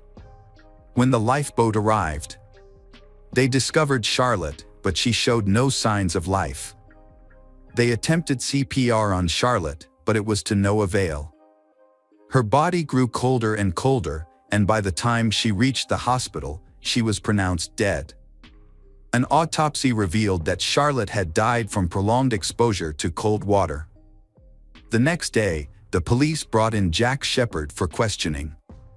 Meanwhile, Charlotte's sister Katie had been texting her and was growing increasingly worried as she had not received a response throughout the night. Although Katie was busy with work during the day and could not be reached, it was clear that all of her texts and calls had gone unanswered. Additionally, Charlotte had not shown up for work, which was very unusual for her. Charlotte's mother was at home when the doorbell rang. She opened the door to two police officers who delivered the devastating news that Charlotte had died. This left her family and friends utterly heartbroken. During the investigation, Jack mentioned that he had met Charlotte around 6 p.m. for a date. He said they had never met before but had planned to go to the Shard and then return to his boat. Jack noted that he had trouble recalling the details of the evening. Jack said that he had been the one steering the boat. They had then switched positions. When Charlotte was steering the boat, he moved to a seat while holding on to the crossbar because of the speed. Jack mentioned that there were life jackets on the boat, but they had not worn them because he had not told Charlotte about them. He also noted that he was not sure if she knew how to swim because they had not discussed it. They had been drinking on the boat, but his memory of the whole thing was hazy. After the incident, Jack went to a restaurant, ordered a bottle of wine, had a meal, and drank another bottle of wine before taking a taxi home. He said his memory of the entire evening was hazy. According to Jack, Charlotte wanted to steer the boat and he allowed her to do so.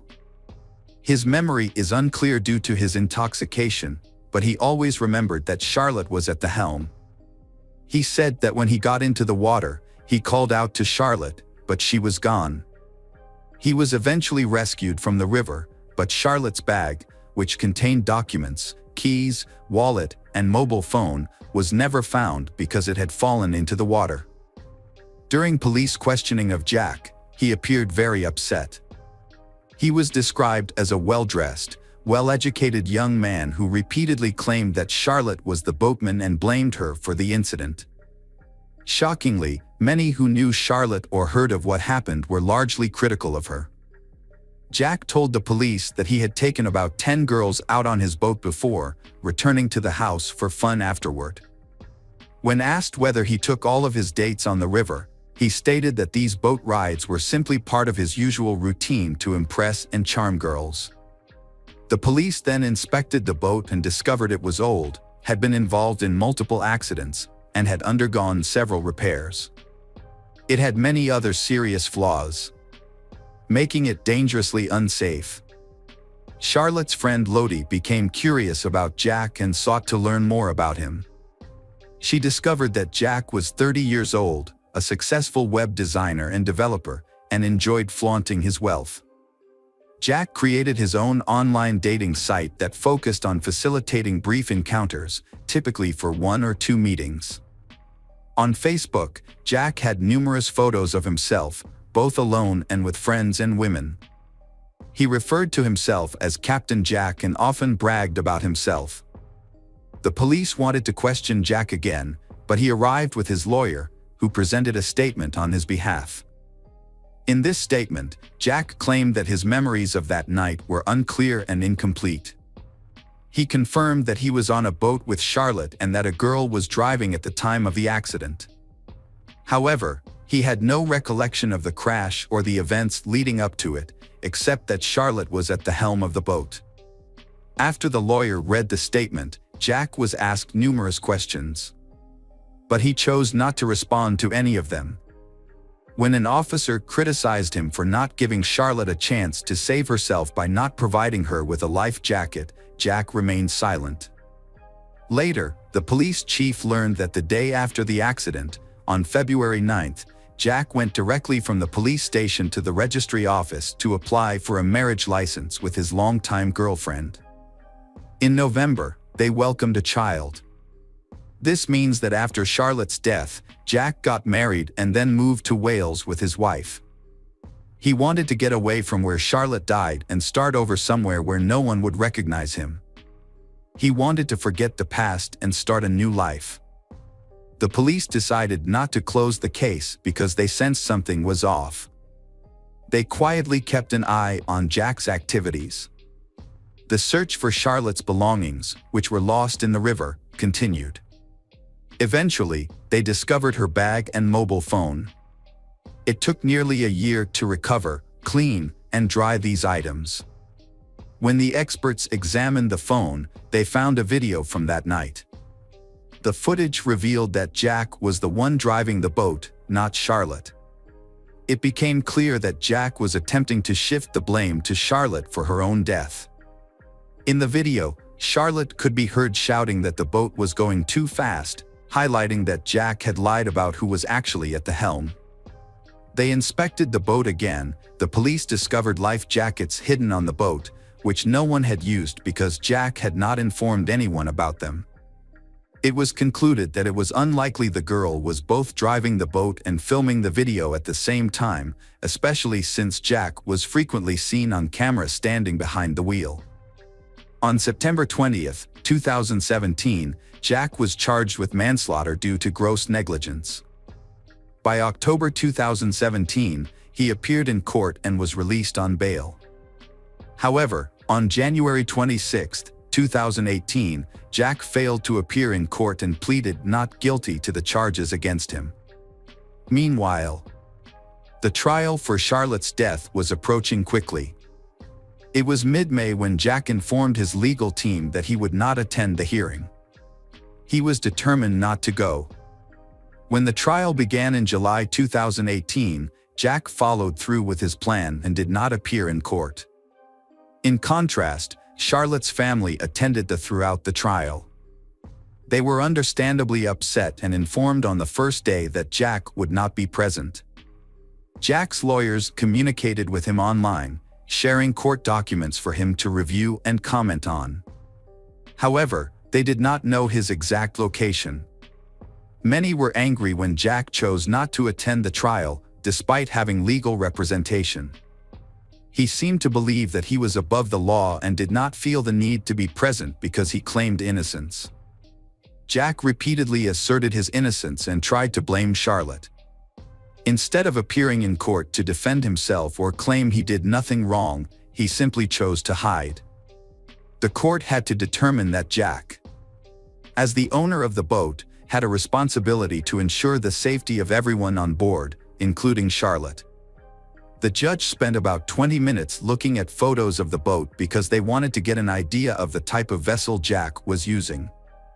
All of Jack's girlfriends discovered that he had purchased an old boat at a low price from a website that sells second-hand items. Although the boat was in poor condition and required significant repairs, Jack, who had a good income, chose not to invest in fixing it.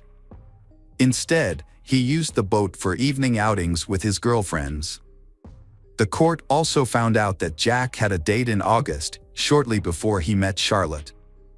As usual, their evening included a boat ride, during which they were stopped by the river police.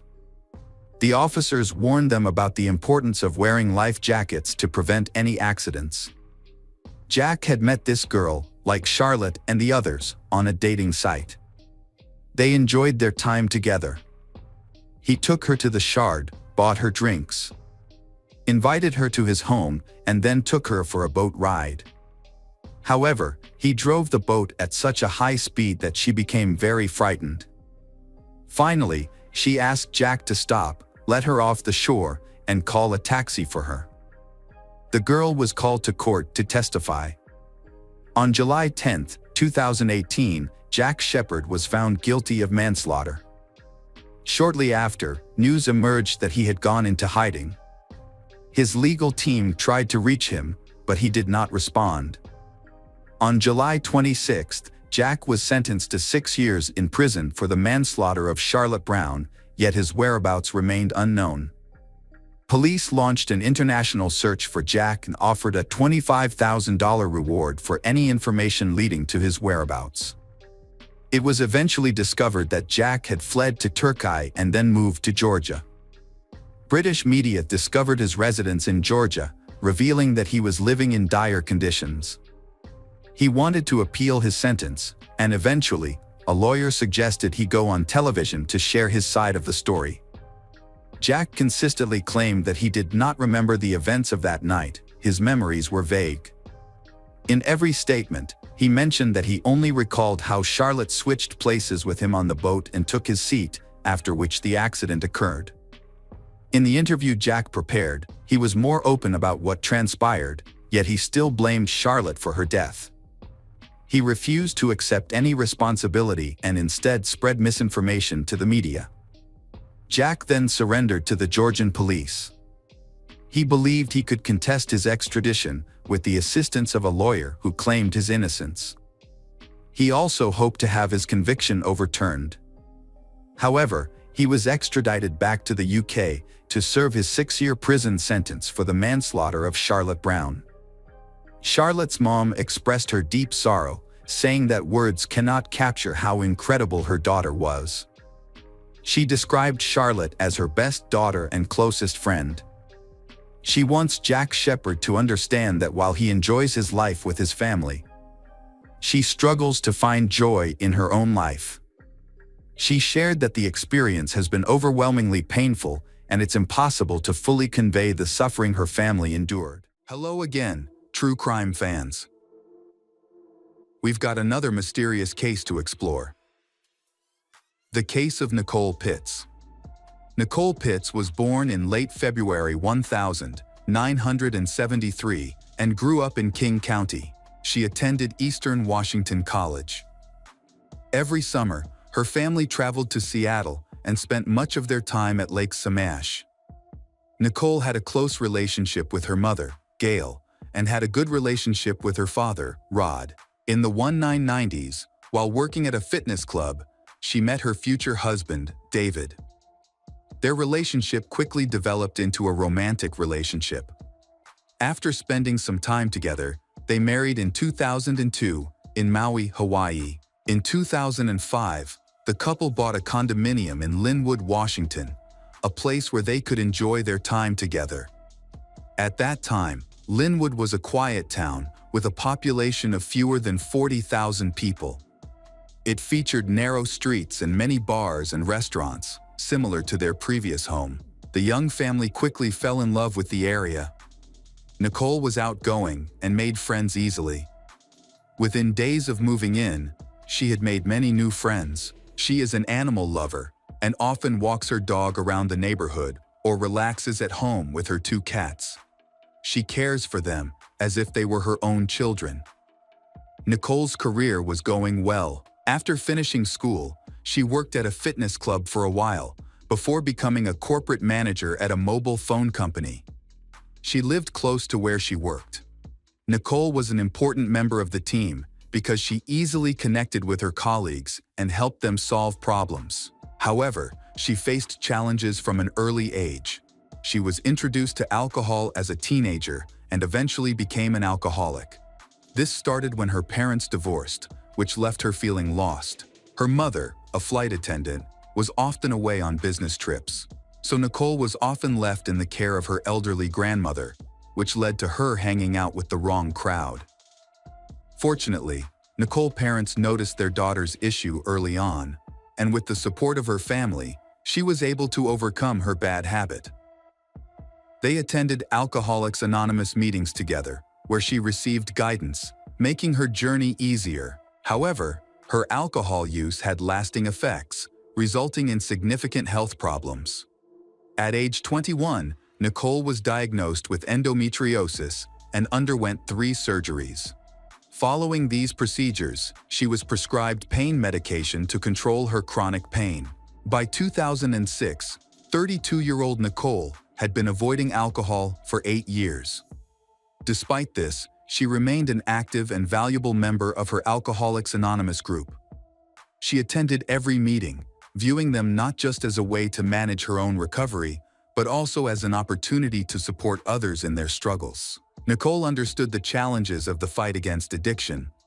From a young age, she had a passion for cooking, which only grew stronger over time. She loved preparing a variety of dishes and often brought her homemade meals to work for her husband, David, who always appreciated her efforts. Nicole was very close to her mother and called her every day. In early 2006, she was excited about her upcoming 33rd birthday.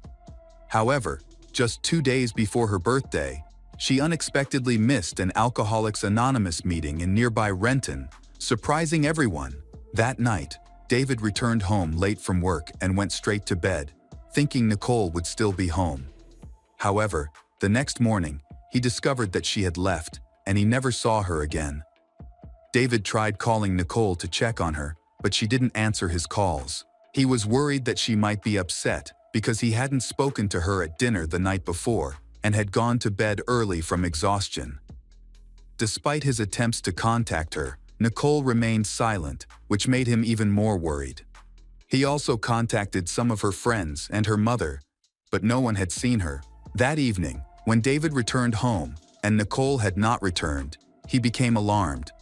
Worried, he decided to go to the sheriff's office, but was told that there was not enough time to classify her as missing.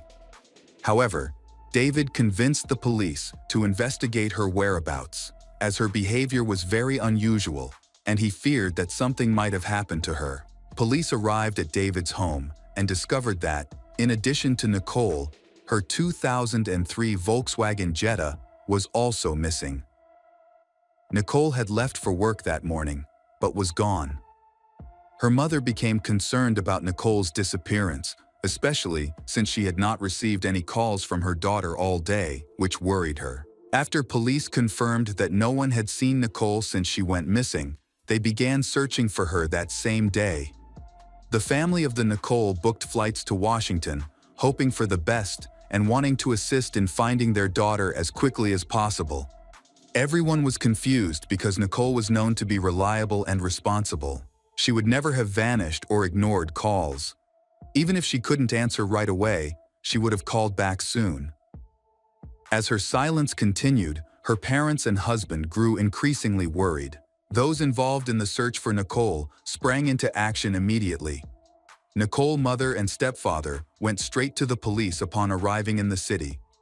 Members of the Alcoholics Anonymous Club, who cared deeply for Nicole and wanted to support her family, also joined the search efforts. The club was significant to Nicole, as she never missed a meeting and was set to receive an award for 8 years of sobriety, which she took great pride in. There was no reason for her to leave or abandon everything. Nicole's voicemail was filled with calls from friends and family, but none of them had been able to reach her. Some were concerned that Nicole might have relapsed, despite successfully battling her addiction for years. The police were actively searching for her, searching the surrounding areas of Linwood, but they found nothing. Meanwhile, Nicole's parents took action by creating a website to gather information about Nicole. Many people responded to the family's call for help, but most of the messages were just well wishes, and the little information they received turned out to be false. The search seemed to stall until a new event changed the course of the investigation. On February 7, a local resident was jogging near a wooded area of San Francisco Park, near a small lake. He accidentally discovered a strange object under a raspberry bush. Curious, he approached and was horrified to discover the body of a girl. A nearby witness quickly called the police. The police arrived in time, and acquaintances recognized the body as Nicole's. Forensic experts later confirmed that there was no evidence of rape. After the autopsy in the laboratory, it was proven that the Nicole had received multiple injuries during the beating, but the cause of death was asphyxia. The Nicole had multiple blunt force injuries on her legs, torso, and head, indicating a brutal murder driven by personal hatred. This raised the question, who could have done this? Nicole had no known enemies. The case was changed from a disappearance to a murder investigation. The news of her death was devastating for David and parents. News of her death devastated David and her parents. Police began investigating her bank card transactions to trace her final movements. They discovered that her card was last used on January 30 in a nearby town where she had paid for gas. Police requested video footage from the gas station, suspecting that the killer may have made the purchase instead of Nicole, and hoping to identify him in the footage. While police wait for surveillance camera footage, they continue to search for Nicole's car, as it may contain important information for the case. Police reviewed Nicole's identity and social connections, but still found no clues. Nicole was known as one of the friendliest members of her work group and club. She had no enemies. Instead, she was a devoted friend, a loving wife, a caring daughter, and a skilled employee who loved her pets. Nicole even turned her own struggle with alcohol into a positive by supporting others who were trying to get sober, setting an example for them. While the police were searching for the car, her relatives and friends shared information about the missing car and Nicole's situation. They publicly appealed for help, urging people to be aware of the car and avoid touching it. Flyers were distributed that stressed the importance of calling the police immediately if the car was discovered, as the car was linked to Nicole's murder. This prompted local residents to pay attention to Nicole's car. On February 21, 2006, her car was discovered parked near the university.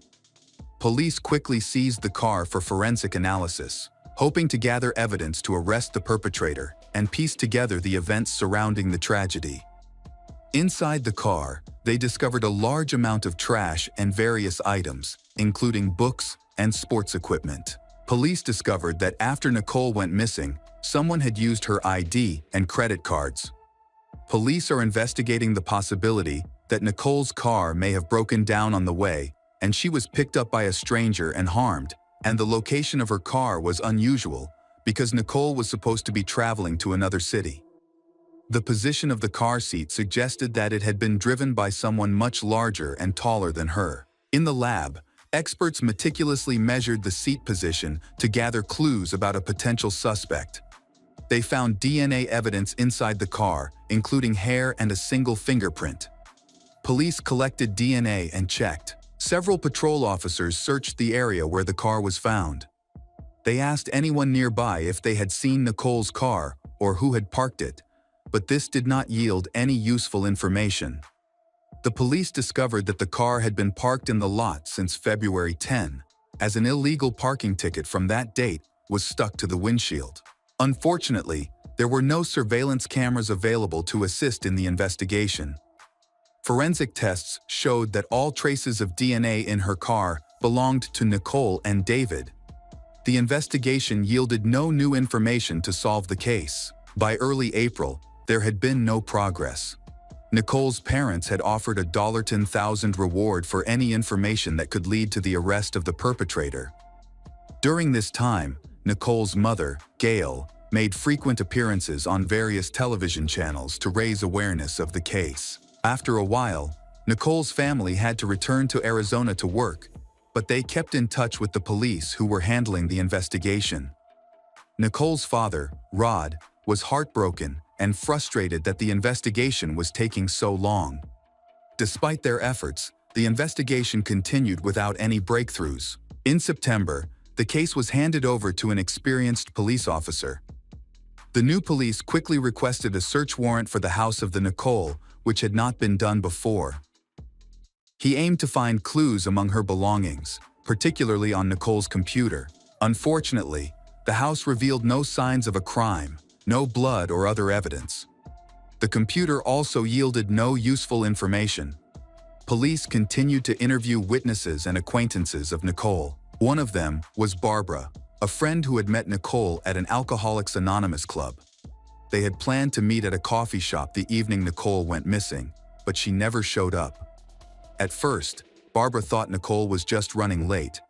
Then Barbara tried calling Nicole several times that day, but Nicole did not answer any of her calls. During this time, the police still had no clues to the case. Meanwhile, Nicole's parents, Rob and Gail, were at their home in Arizona. Their grief did not subside for a year. Feeling desperate, they decided to hire a private investigator because they were puzzled by the inconsistencies in the case. Nicole had left the house without her wedding ring, which was very unusual for someone who was so proud of her marriage and who would never willingly remove such a meaningful symbol. A private investigator began his investigation, but no leads were found. Nicole's family then increased the reward for information about the criminal to $25,000. Organizations focused on fighting crime and finding missing persons contributed an additional $1,000. The community remained tense, knowing that a dangerous criminal was still at large, the perpetrator seemingly without a motive, suggesting that he could be a madman ready to strike at any time. The police then requested a search warrant for Nicole's computer, believing it might contain clues about the criminal. In October 2009, the private investigator hired by Nicole's parents was charged with fraud. He falsely claimed to have found evidence in the case, but said he needed money to handle it. Her parents gave him more money, but then the private investigator disappeared and took on another case. As a result, his license was revoked. Nicole's parents no longer have a private investigator and no leads on the identity of the killer. In 2011, 5 years after Nicole's death, the investigation was still ongoing, but no significant updates were made. On March 21, 2012, the final suspect was arrested and revealed to be Nicole's husband, David. By this time, police had enough evidence against him. He was held in custody with bail set at $1 million. The prosecutor noted that the case had progressed significantly due to new technologies that were previously unavailable, especially in the field of forensic science. Police found that David's account of the night before Nicole's disappearance did not seem convincing. Additionally, police noted that only David and Nicole's DNA and fingerprints were found in her car. If strangers had been in the car, their fingerprints would still be there because they had not been erased. If the criminal had tried to erase the fingerprints, there would have been no fingerprints left. The driver's seat was adjusted to fit David's size, and surveillance footage from a gas station captured a person resembling him. After Nicole went missing, he used her cell phone to make multiple calls from various locations around the city. Police believed he was trying to throw the investigation off track. However, modern tracking technology allowed them to pinpoint the exact location of the calls, proving that Nicole could not have been there at the time because she was dead. Notably, both Nicole's and her husband's phones worked in the same areas.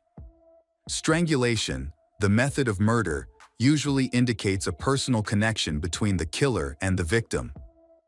Evidence found at the crime scene indicated that the killer was someone close to Nicole. This is consistent with the fact that she was not sexually assaulted. The medical examiner determined Nicole's time of death. It was found that she was killed at night or early in the morning while still in bed. Her limbs were clean, with no signs of struggle. Forensic experts determined the time of death by examining Nicole's stomach contents. They found that the food Nicole had eaten the night before was still undigested, suggesting that she had been murdered before she got up to go to work the next morning. Although they appeared to be a loving couple, it was clear that this was just a cover, and there were multiple reasons behind the crime. At the time, the family was facing serious financial difficulties. David is quite the party animal. He enjoys drinking and smoking marijuana, which puts a dent in the family budget. Nicole spent a lot of time and effort dealing with her addiction and had been trying to stay sober for years. David was jealous of his wife's strength. He also had affairs, and during the investigation, it was discovered that he had had at least 4 affairs.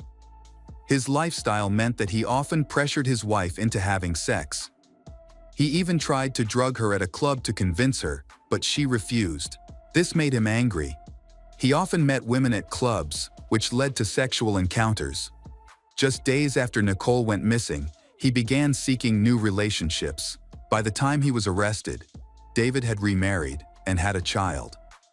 This was especially painful for Nicole's parents, as their daughter had always wanted children. But David had no interest in that. Furthermore, David quickly began collecting documents to claim Nicole's life insurance. After gathering all the information, David was called in for questioning. At the police station, he denied any involvement in the murder. When asked to take a lie detector test, he agreed, but the results showed that he had lied. He was eventually arrested and charged with murder. But David firmly denied any involvement in the crime. The trial started in September 2013, 7 years after Nicole passed away. Her family and friends gathered in the courthouse, hoping for justice. The defense lawyer for the David argued that Nicole's death was linked to her relapsed alcohol addiction and possibly a new addiction to prescription drugs. He pointed to an empty pill bottle found during a search of the bathroom as evidence of this. And the defense insisted that all the evidence against David was circumstantial and that the case was based on speculation. Nicole's parents testified in court that David did not participate in the search efforts, did not help distribute flyers, and only pretended to be upset. Nicole's mother explained that the medication in question was a prescription painkiller prescribed to her daughter to treat severe abdominal pain caused by her endometriosis, which had significantly improved her condition. Prosecutors were unable to prove intentional conduct, so David Pitts was charged with second-degree murder. David was sentenced to 18 years and 4 months in prison, the maximum sentence under state law. Welcome back, detectives. Let's dive into another horrible case. The case of Gladys Ricart. In 1979, in Tamboril, Dominican Republic, 20 years old, Gladys Ricart was raising her young son alone after her high school relationship failed. Her sister Norma lived in the United States, and she dreamed of joining her. Determined to make her dream come true, she worked tirelessly, saved every penny, and made many sacrifices. Eventually, her hard work paid off, and she was able to move to the U.S., settling with her sister's family in Manhattan, New York. However, she could not afford to bring her son Davis with her initially, so he stayed with family back in the Dominican Republic. After arriving in the U.S., Gladys focused on learning English and found a job. She worked diligently to save enough money to reunite with her son. By 1983, she succeeded in bringing 4-year-old Davis to the U.S. Determined to build a brighter future, she enrolled in college. Believed that education is the key to opening up better opportunities for yourself. She graduated with a degree in economics and used her knowledge to pursue a career in accounting. Due to her hard work, she quickly became a top expert and one of the most important employees of the company. Gladys started from the very bottom and worked her way up to become the chief accountant at a large travel agency in the heart of Manhattan. Over time, she improved her English, pursued an education, built a successful career, and saved enough money to buy an apartment. In many ways, she had achieved the American dream. The only thing missing was a family and true love. Despite this, she was cautious when it came to relationships. While it seemed that she prioritized her career over marriage, this was deep down. She longed to meet her soulmate. By 1992, after living in the United States for 10 years, Gladys had a daily routine. She took the subway to work in the morning and returned in the evening to her sister's house. One day on the subway, she met Agustin Garcia. He is a well-known leader in Dominica and also a successful professional. At 40, he has built a successful career after immigrating from the Dominican Republic to the United States as a child. Like Gladys, he had risen from poverty to success. By the time they met, he owned several small businesses and lived in a large house with his 2 children from a previous marriage. Agustin was highly respected within the Dominican community and was known as a dependable and helpful individual. Having experienced the hardships of migration and immigration himself, he is passionate about helping anyone who wishes to pursue this challenging path. He eventually became the director of the Dominican Chamber of Commerce in New York, along with several other organizations connected to his homeland. Beyond his roles in these organizations, he was deeply involved in social initiatives. Through his efforts, several kindergartens and schools were established, establishing him as a respected and influential person in the community. Agustin seems to be the ideal mate for Gladys, a determined and compassionate young woman. What she found most appealing about him was his kind and gentle nature. He was polite, sociable, and carried himself like a true gentleman, which immediately caught her attention. Their meeting was purely coincidental, as Agustin rarely used the subway. However, on this particular day, his car broke down and he ended up taking the train. He was instantly captivated by Gladys's beauty and decided to strike up a conversation. They spent the rest of the ride talking, exchanged phone numbers, and quickly arranged to meet again. From that moment, their romance began. Agustin frequently took Gladys to restaurants, treated her to exquisite meals, and showered her with expensive gifts. When her family learned about her new boyfriend, Agustin, they were happy for her. He seemed like an ideal partner and a good father to her son. After some time together, Agustin invited Gladys to move in with him, and she eagerly accepted this long-awaited proposal. According to what she shared with her family and friends, her greatest dream at the time was for Agustin to propose marriage so they could build a family together. She envisioned raising 3 children with him, and even hoped to have more children of their own. At that point, she was not yet 33 years old. Once Gladys moved in with Agustin, things quickly began to deteriorate. Her son, Davis, had great difficulty getting along with Agustin's children. The boy tried his best, especially because of the sincere advice of his mother, who always wanted him to learn how to build good relationships with people. However, Agustin's children treated Davis with arrogance, and the situation never improved. The situation is getting more complicated. Agustin consistently sided with his children, even when they were clearly in the wrong, which created strain in his relationship with Gladys. After 2 years of enduring such a life and constant arguments, she decided she didn't want to cause her son any more pain. She told Agustin that they should stop living together. Agustin agreed, but did not end their relationship. He helped her find a new house, just a few minutes' drive from his own.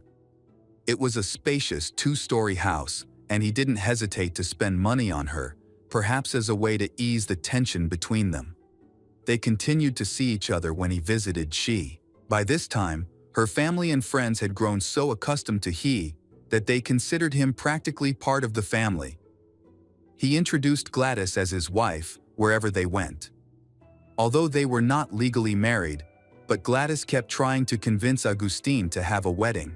However, he firmly refused because of the negative experience in his previous marriage. He insisted he didn't want to marry or have children again.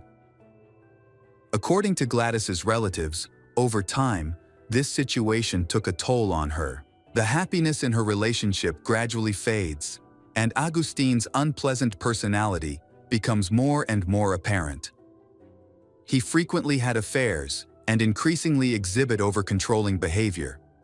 The situation becomes even more complicated for Gladys, as she has known about his actions, but kept silent for a long time to avoid causing conflict. Unfortunately, her silence only made things worse. During one argument, he chased she and attacked her. She managed to hide and lock herself in a room, but from that moment, she realized it was time to end the relationship. However, she remained fearful of his manipulation for a while. Gladys wanted a solid reason to break up, one that would leave Agustin with no way to argue. The simplest way was to catch him in one of his affairs. By the fall of 1998, the situation became more tense when she went to Agustin's office and caught him with another woman. This gave her the perfect opportunity to end things. She immediately told him that things were over between them, left his house, and informed all his acquaintances that he was no longer a part of her life. Even though they had broken up, Agustin was not ready to accept such changes. He considered Gladys as his property after 7 years together. Following their argument, he repeatedly called her, left gifts on her doorstep, including bouquets of flowers and even a Bible. Gladys thinks these gestures are just meant to make her come back, but her family believed they held deeper symbolic meaning. Regardless, she was determined not to rekindle their relationship under any circumstances. Several months later, Gladys met a man named James Preston Jr. at a restaurant during her lunch break. James, who also worked in accounting and moonlighted as a musician, immediately clicked with she. They quickly fell in love, and after a few meetings, they decided to make their relationship public. Over the next 2 months, they spent all their free time together, and eventually, they set a wedding date for September 26, 1999. Gladys and her family were overjoyed as her lifelong dream of a wedding and wearing a wedding dress finally came true. She immersed herself completely in planning the wedding, focusing on every step of the preparation with complete joy. She was so preoccupied that she didn't realize Agustin had been coming to her house nearly every night, watching her for hours. His obsessive behavior made it clear he couldn't let go of his possessiveness. On August 12, about 6 weeks before the wedding, Gladys and her fiancé, James, were enjoying a quiet evening together when Agustin suddenly showed up at the door. Initially, he calmly asked to speak with her, but she refused.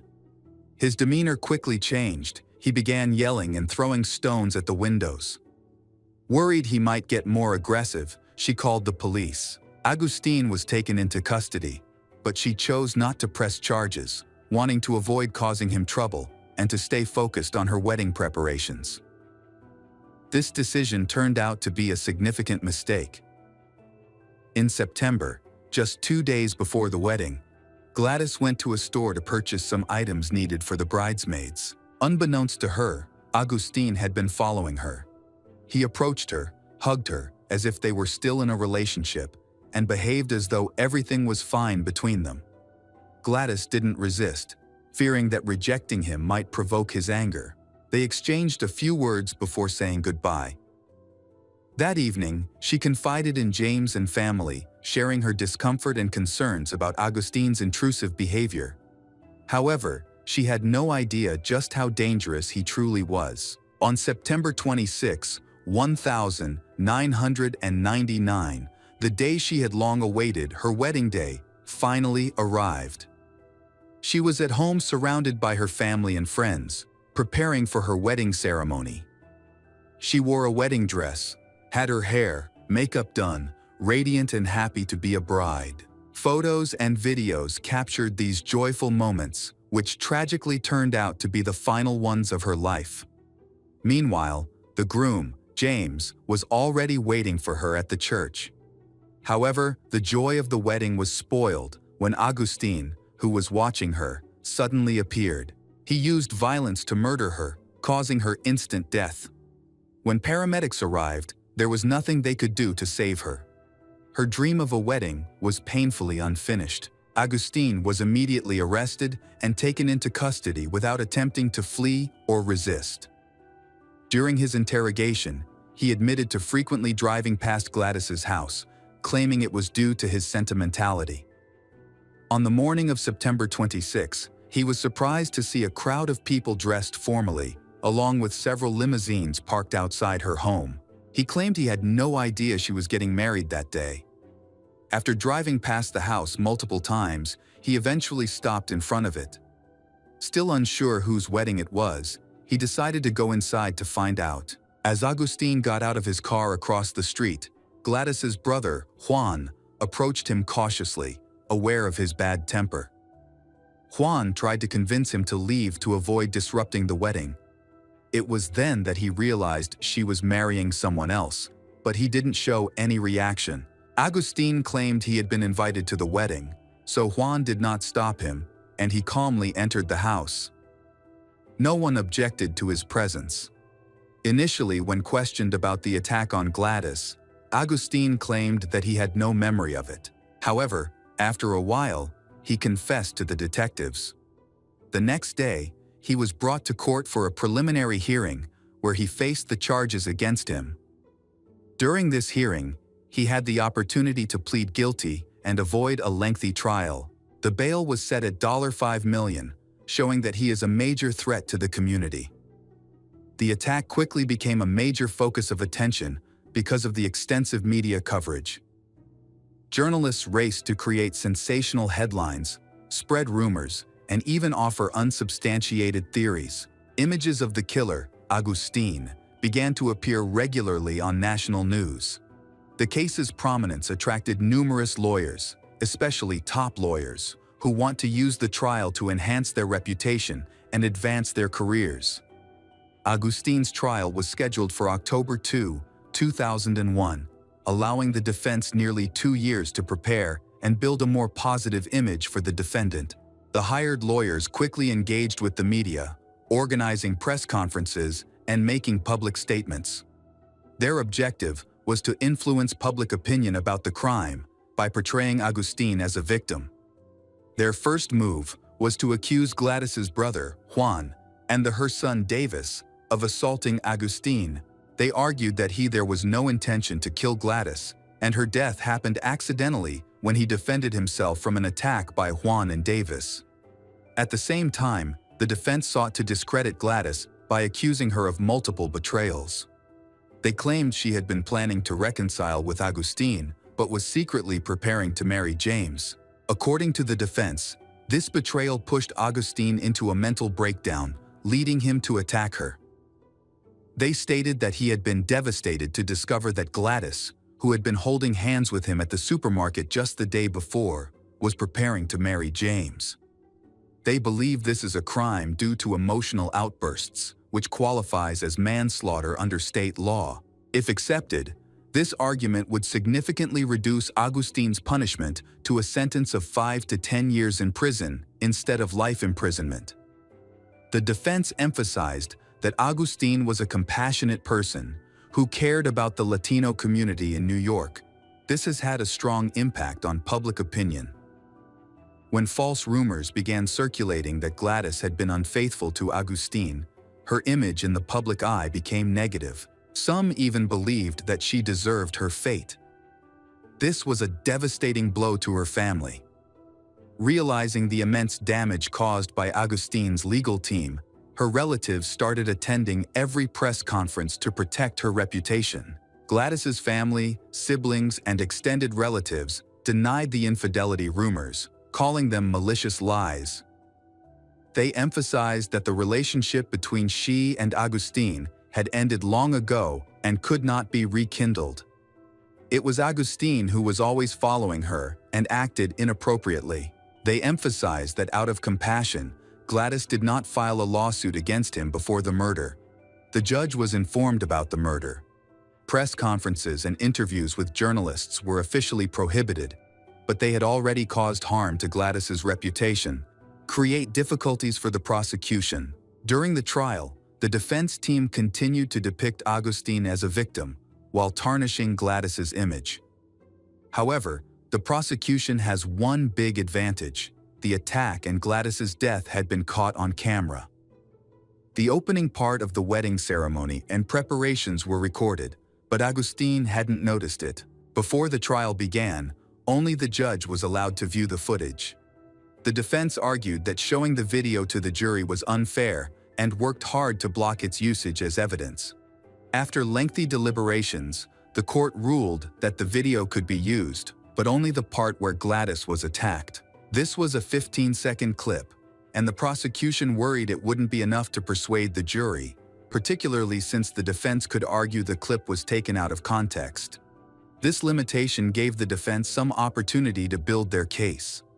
The defense argued that Agustine was forced to take up arms after being attacked by Gladys' brother and son, and claimed that Agustine's attack on Gladys was unintentional. Despite the objections of Gladys's family, the defense insisted that everything stemmed from her dissolute behavior. They presented several witnesses, including a neighboring family. The father and daughter testified that they had recently seen Gladys at Agustine's house and believed the two were still living together as a couple. In reality, Gladys had visited only to collect her remaining belongings. Through such testimony, the defense succeeded in making the jury sympathize with Agustine. However, the prosecution was prepared to counter these claims. The prosecution relied heavily on video evidence showing the crime. The video captured Agustine murdering Gladys in front of her family, including her son, shows that he did not act in self-defense. The footage shows that after he entered her home, no one attacked or threatened him, contrary to his testimony. However, he still attacked Gladys as soon as he entered. The prosecution argued this was a premeditated act born out of jealousy. The prosecutor's office attempted to counter misleading statements from defense attorneys who sought to portray Gladys as an immoral person.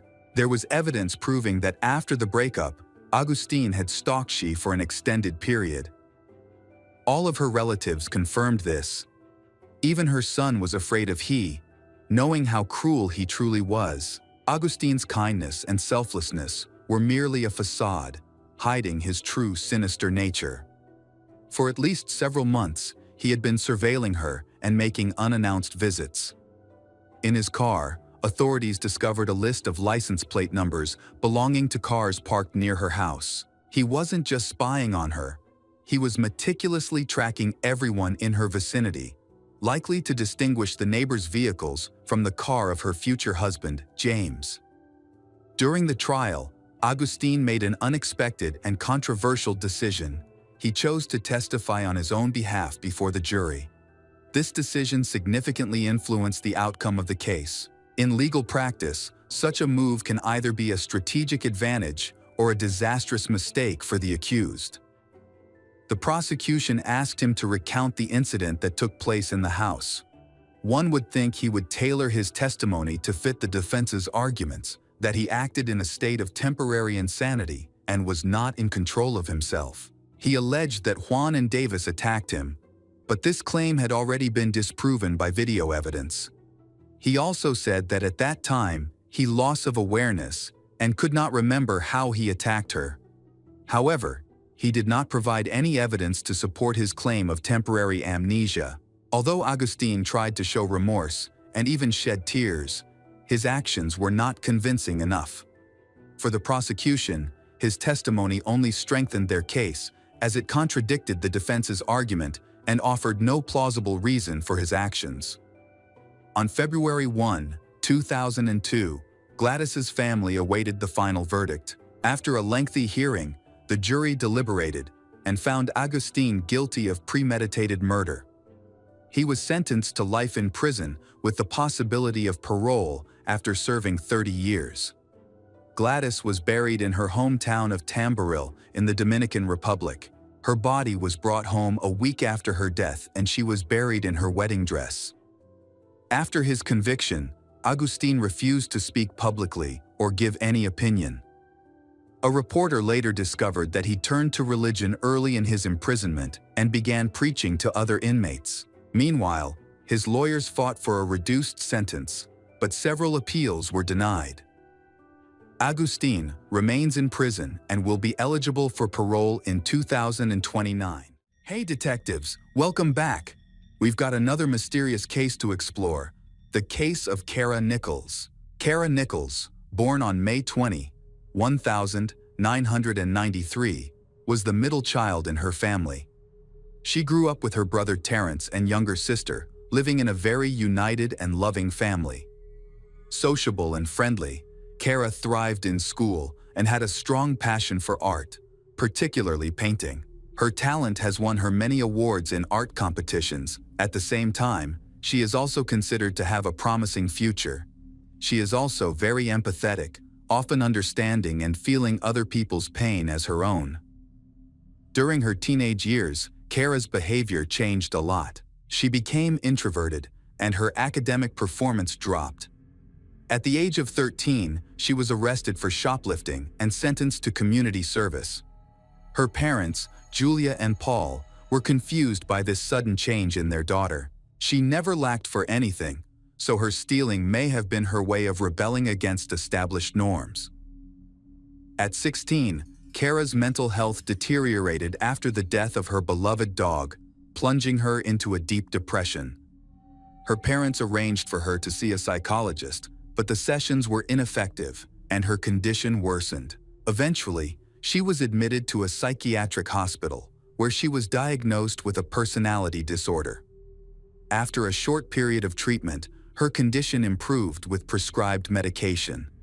However, due to the many side effects of the medication, she decided to stop taking it and turned to illegal substances, believing they would be a better alternative to antipsychotics. Before graduating, she had to transfer schools several times because of behavioral problems. After graduating from high school, Kara worked as a waitress, while also pursuing her childhood dream of becoming a model. With her attractive appearance, she believes that she will succeed in this field. She has been working hard to find modeling agencies and increase her body of work. During this time, her health improved greatly, and she was no longer addicted. However, over time, she came to understand that success in modeling required more than just beauty. It also depended on luck and connections. In the summer of 2012, Kara's family relocated to Chicago, Illinois. Unfortunately, the move was difficult for she, and her depression returned.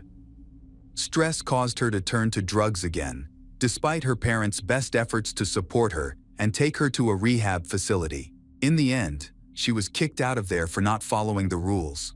Her parents were worried, not only because of her behavior, but also because of how she was funding her addiction. Her salary as a waitress was not enough to cover these expenses. Kara's parents felt disheartened.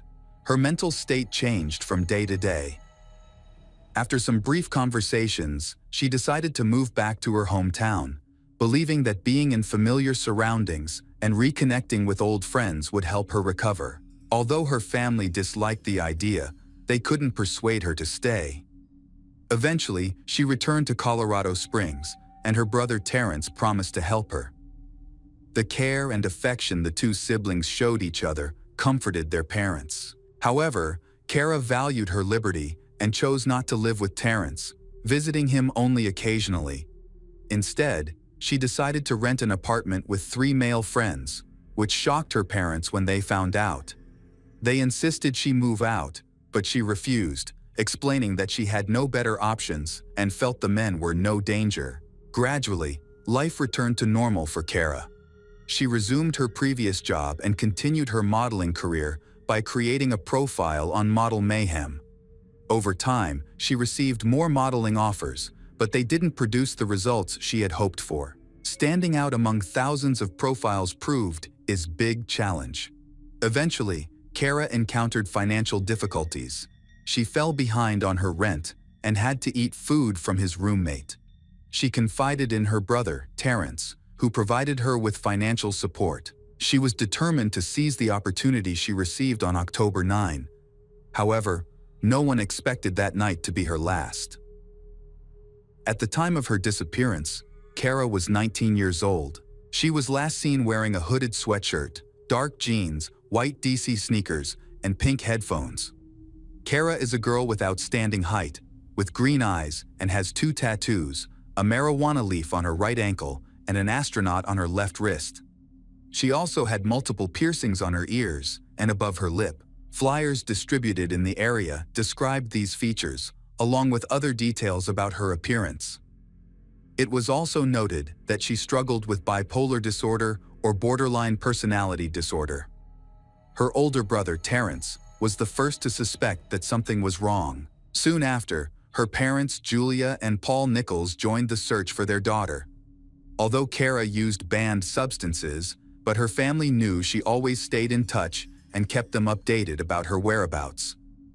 When she failed to call back on October 10 and 11, her family became increasingly concerned.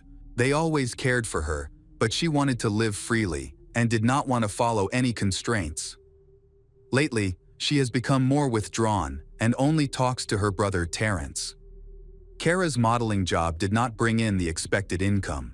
So, when she was offered a well-paying lingerie photo shoot, she eagerly accepted. She told her roommates about her plans and left late at night. The shoot was scheduled for early morning in Denver, so it was more convenient to leave the night before. She wasn't traveling alone, she was accompanied by colleagues from the industry. Since neither she nor her friends had a driver's license or a car, they managed to find someone to drive them. At first, Kara's story didn't raise any suspicions. People who know her often see her modeling profile and social networks filled with professional photos. Everything seemed normal until she failed to return the next day or the day after. The last time her brother, Terrence, spoke to her was at 11:45 p.m. On October 9, their conversation was suddenly interrupted, and she did not call back. Terrence thought the phone was disconnected and went to sleep, not knowing that he would never hear his sister's voice again. As of October 10, Kara did not respond to any calls or messages. Her voicemail was consistently active.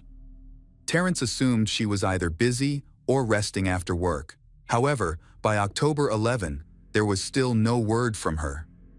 This strange silence made him extremely worried, because it was not like Kara was always out of contact. Worried, Terrence decided to visit Kara's home and spoke with her neighbors. None of them had seen she in several days. One young man mentioned seeing her get into a dark-colored sedan around 11:00 p.m. Unfortunately, he couldn't identify the driver due to the darkness, but noted that she didn't seem to be alone. Terrence then went into Kara's room to look for clues. He noticed that her essential belongings, such as her cosmetics bag, purse, charger, and laptop, were still there. On the bedside table, he even found $300 in cash. It was clear she hadn't planned to leave for an extended period. When he opened her laptop, he discovered that she hadn't been online for more than 2 days. This was unusual, as she was often checking her email for modeling opportunities. Convinced that something was wrong, he reported her disappearance to the police. At the police station, Terrence explained everything in detail, but the police were in no hurry to begin the search. They argued that Kara was an adult and didn't have to inform anyone of her whereabouts. They suggested she might have been held up at a photo shoot, gone somewhere else, or possibly had a boyfriend no one knew about and was spending time with him. However, the police's explanation still did not reassure Terrence. He knew his sister well. No matter what happens, she will definitely contact him. He was certain something bad had happened to her. However, the police calmed him down and asked him to come back later. Terrence then contacted their parents. He explained the situation and asked for their help. He understood that in a situation as serious as this, there needs to be joint cooperation. Upon learning of their daughter's disappearance, the family quickly flew to Colorado Springs. When they received the news that their daughter was missing, Kara's family quickly flew to Colorado Springs. Her cell phone was still off, and she had missed an important appointment, which made them even more worried. They then went to the police station to ask the police to carefully review the report they had filed. The El Paso County Sheriff's Office eventually recognized that the circumstances surrounding her disappearance were concerning. Detectives contacted locals to find out information about Kara's whereabouts. Kara's parents permitted investigators to access her cell phone data. Experts confirmed that her last message was sent to her brother, Terrence. Data from her cellular provider indicated that on October 9th, her phone was traveling north before it was turned off. Friends and acquaintances joined the search, distributing flyers across Colorado Springs and Denver. Investigators also looked into other communication methods used by Kara, particularly her laptop. This leads to the discovery of a secret she has kept from her family. Some of her modeling jobs are actually a cover for a call girl service she has been involved in since she was 17. This shocked her parents, Paul and Julia, when they learned the truth about her income.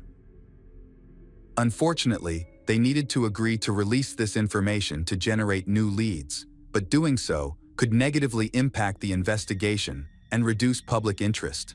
There were many cases where the victim's image was significantly distorted, and Kara's family did not want to share their hardships. However, they felt they had no choice but to hope to find she. Unfortunately, no miracle happened. After the new information was released, media outlets began canceling interviews with her family, leading to a decrease in coverage of her disappearance. The search for Kara was suspended. The National Women's Coalition Against Violence and Exploitation was the only organization involved in assisting with the investigation into Kara's disappearance.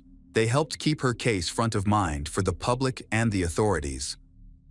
In November 2012, detectives announced that they would interview 2 women who were believed to have been in the car with Kara on the night she disappeared. Descriptions of these women suggested they might have worked in the same field as Kara. While they were important witnesses, they were not considered suspects, as they were likely the last people to see her alive. A composite sketch of one of the women was released to the public, but no one came forward with information. This made people doubt the existence of these women, and the investigation was stalled again. That month, Kara's photos appeared on a call girl service website in Las Vegas. However, detectives confirmed that she had not posted them herself. Someone had exploited her fame for personal gain, and the profile was eventually taken down. Although some people interested in the case contacted the police station, after investigation, these reports were confirmed to be false. In the spring of 2013, a businessman from Colorado Springs claimed to have seen Kara between late October and December 2012 with a tall, disheveled man. She looked frightened, suggesting she was being held against her will. One day, this man pushed her, and a bystander intervened, threatening him, and asked him to leave her alone. The witness's account was verified. Although police found the man described, but he said the woman with him was actually his ex-girlfriend. In the summer of 2013, a criminal law student took it upon himself to investigate Kara's case. He traveled to Denver, spoke with many homeless individuals and substance users. Several people reported meeting Kara at a nonprofit that provides syringes and needles to drug users. However, this lead turned out to be false, as did all the other testimonies he received. Many people have lost faith in Kara being found alive, because she has been missing for longer than the usual disappearances. In the fall of 2013, Kara's parents have offered a reward to anyone who provides information about their daughter's whereabouts, to no avail. They ruled out a ransom kidnapping as no demands were received. However, the following year, a new development occurred, providing a major breakthrough and reigniting the investigation. In May 2014, Deputy Sheriff Cliff Porter admitted that he had mishandled the investigation into Kara's disappearance. He admitted that he had not focused enough on her case and had overlooked important evidence from the beginning. This admission shocked her family, who felt that their daughter's case had been neglected because of her profession. The mishandling of cell phone records has raised concerns about the conduct of the investigating agency. The administration has been criticized for inaction. Multiple audits have led to disciplinary action against the department, and several individuals have been fired. In May 2016, former Sheriff Terry Makita and some of his staff were charged with corruption, fabricating witness statements, kidnapping, and extortion. This led Kara's family to believe that her case had not been properly handled. However, this situation has led to the opening of a new investigation, especially when new detectives are involved. On February 1, 2022, Christina Hollendorfer went to the police station. Before that, detectives had tried to talk to her several times, but she refused to cooperate. It turned out that since 2014, she had not wanted to testify against her ex-husband, Joel. However, after many years, she decided to speak up and accuse him of killing Kara Nichols. An analysis of Kara's calls and messages showed that she received 8 calls between 9:58 and 11:08 p.m. on October 9, most of which were from Joel. Detectives had questioned him several times, but they only received general information. He admitted that he had hired a call girl and had planned to meet her between the evening of October 9th and the morning of October 10, but the meeting never happened as the escort did not arrive. Joel's statement raised suspicions, especially since data from Kara's phone indicated that she was near his parents' house on the night she disappeared. On October 15, 2014, detectives searched Joel's home and his family's property. During the search, they spoke with Joel and his mother, Betty. They seemed calm and friendly, and it did not appear that they were hiding anything. They willingly showed the detectives around the property, including several fresh burial sites for deceased animals. Joel's family has owned the farm since 1985. which includes a large livestock yard. Dogs trained to detect human remains searched the area and reacted near some livestock graves.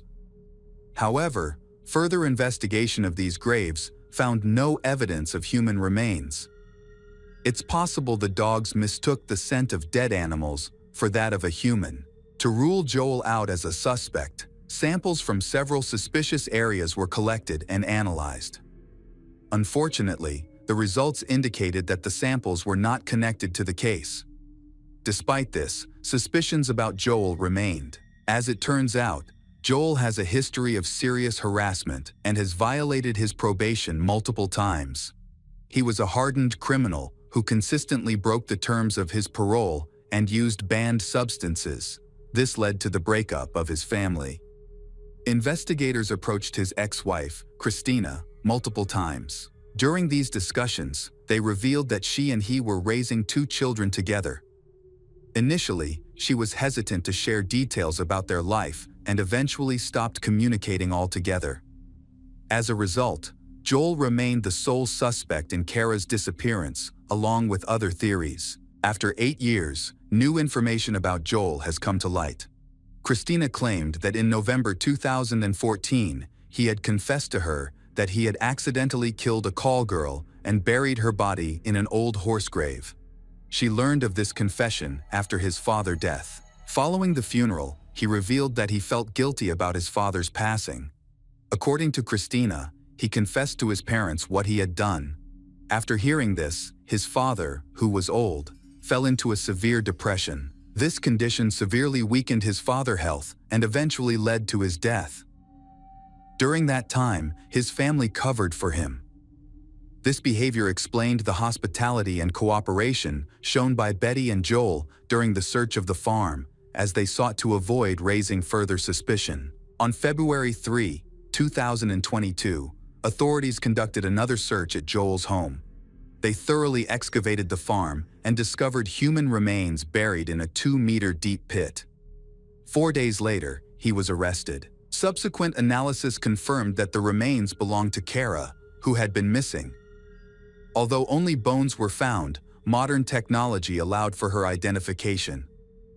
During questioning, Joel initially remained composed, but eventually confessed that he had not intended to kill Kara. He said he met her through a call girl website. On October 9th, he called her and arranged to meet, then picked her up from her home. They had some intimate moments in his old car, and everything was going smoothly until he suddenly strangled her. When he realized she had lost consciousness, he stopped. He attempted to perform first aid, but it was too late. She was already dead. Panicked, he drove her to his family farm and buried her in the first grave he found. Over time, he moved her body several times and ultimately buried her where his mother's favorite horse was laid to rest. This explains why service dogs get confused about scents. Additionally, this specific area had not been searched during the initial investigation. Joel Hollendorfer was soon charged with first-degree murder and tampering with evidence. Meanwhile, his mother, Betty, claimed she had no knowledge of her son's crime, insisting that she had always cooperated with the investigation and truly believed in his innocence. The hearings occurred in the summer of 2023. The prosecution argued that Joel deliberately committed the crime to fulfill his dark fantasies. Meanwhile, forensic experts were unable to provide a clear explanation for Kara's death. However, they determined that asphyxiation was the cause, based on the fact that her hyoid bone was broken. Experts stated that it is impossible to accidentally strangle someone to death, as there is always time to reconsider and stop. Another important factor was Kara's condition related to drug use. The defense claimed that her death resulted from asphyxiation. They argued that a healthy person would have a much better chance of recovery in similar circumstances than someone dependent on substances.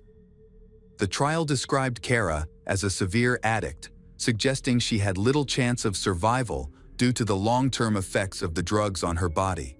Unfortunately, the defense's claims cannot be verified or denied at this time. Kara's family was deeply distressed by the way their daughter was depicted. Her father said this description made the jury lose sympathy and view her as a victim who did not deserve mercy. Throughout the trial, Joel did not show remorse, and some witnesses noted that he even smiled at times. In the end, Joel's charges were downgraded to second-degree murder. He was convicted of manslaughter and sentenced to 24 years in prison. This sentence did not satisfy Kara's family, who had hoped for a life sentence for Joel. Additionally, due to a lack of evidence, no other individuals were held accountable. Kara's parents said the verdict was a serious failure of the justice system. Hello again, true crime fans. We've got another mysterious case to explore. The case of Roni Reuter. On the morning of Thursday, October 4, 2007, neighbors of Roni heard heart-wrenching screams and loud bangs coming from her apartment. Alarmed, they called 911 and requested authorities to investigate.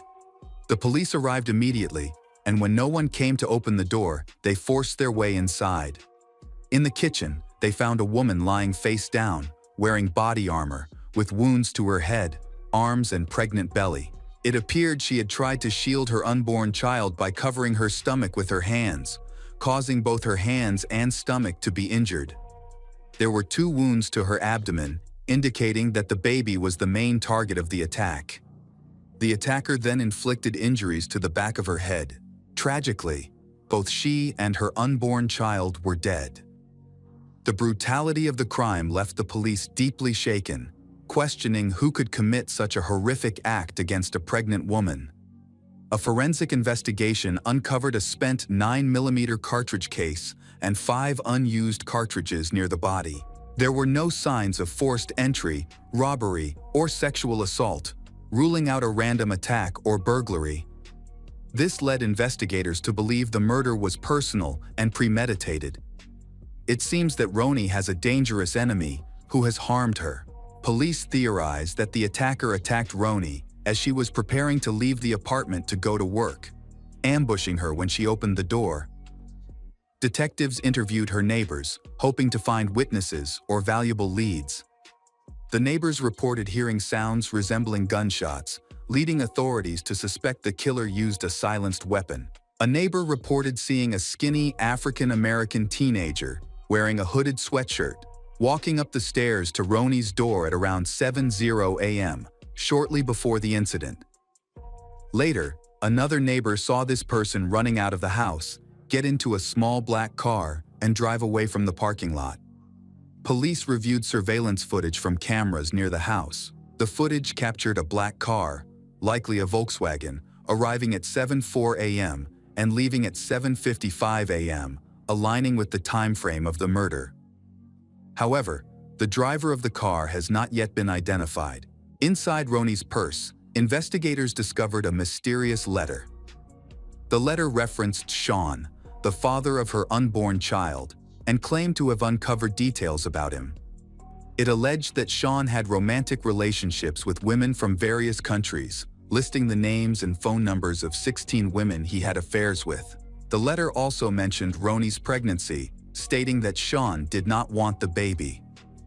Detectives suspected the murder was linked to Roni's pregnancy and believed Sean might have crucial information. The teenager seen near the house became the primary suspect, and both he and the black car were placed on a wanted list.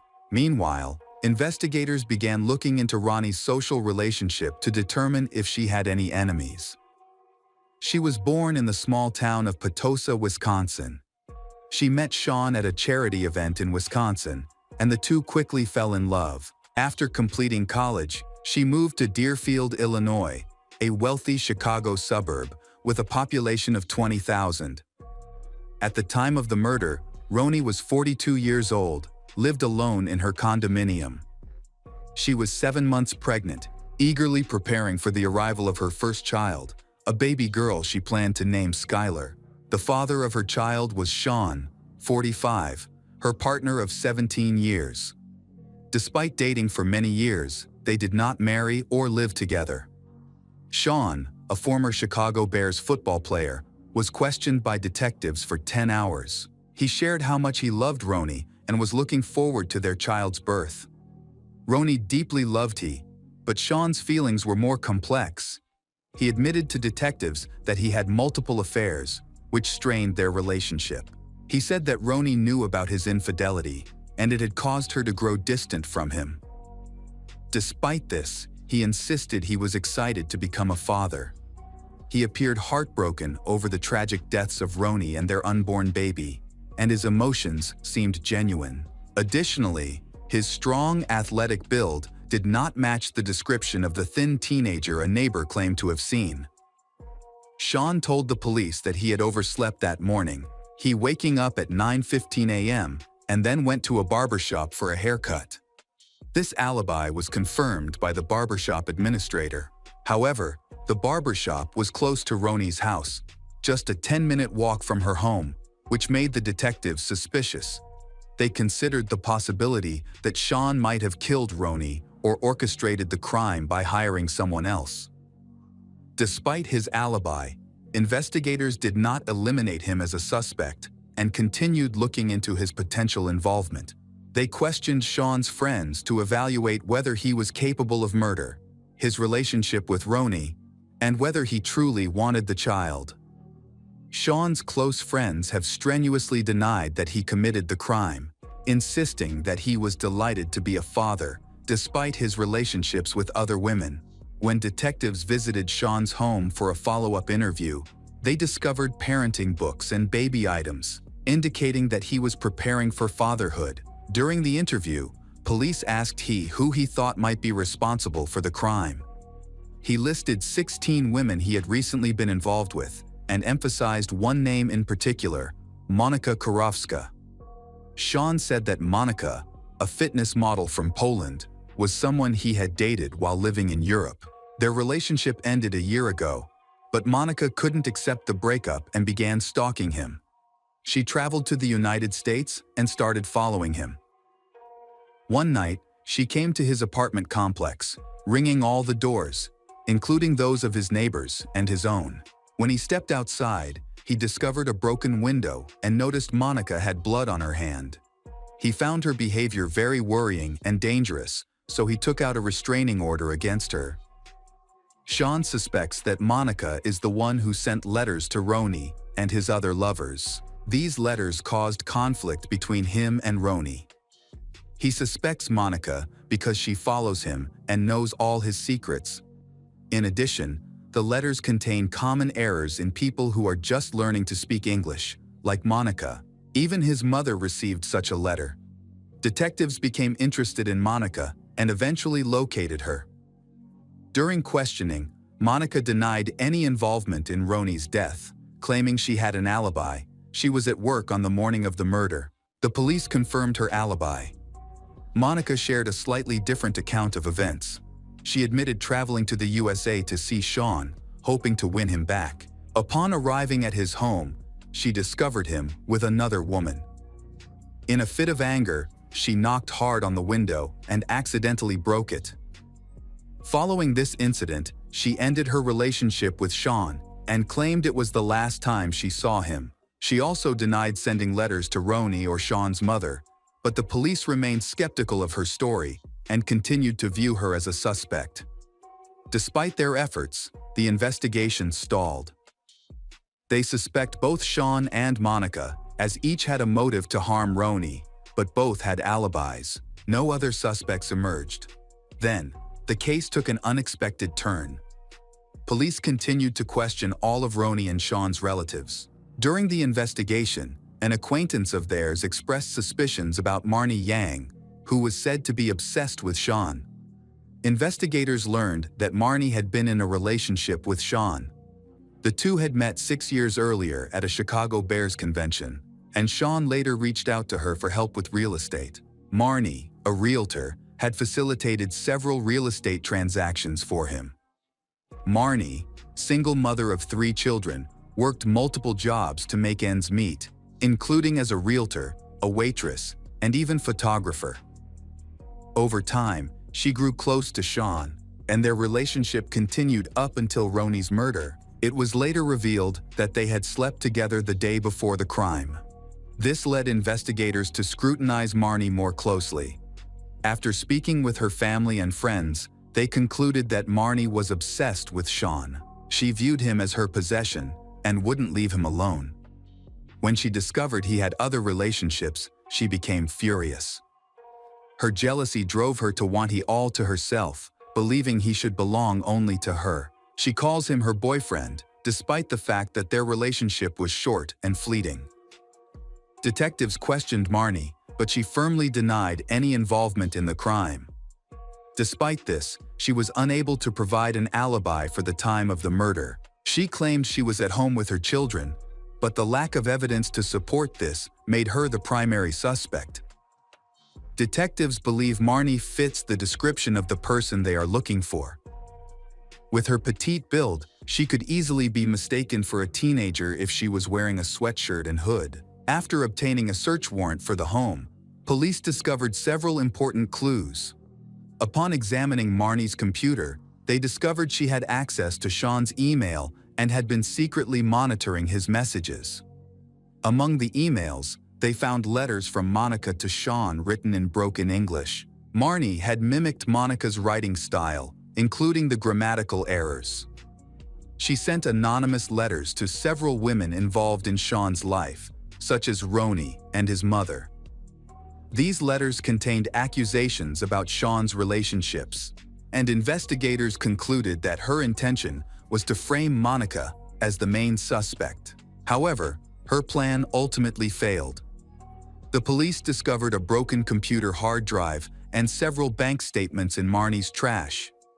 The bank statements showed that she had hired a private investigator to collect detailed information about all the women in Sean's life, including their full names and addresses. Inside Marnie's apartment, investigators found postal receipts with the addresses of Ronnie and several other women who had received anonymous letters. It also came to light that Marnie owned a gun.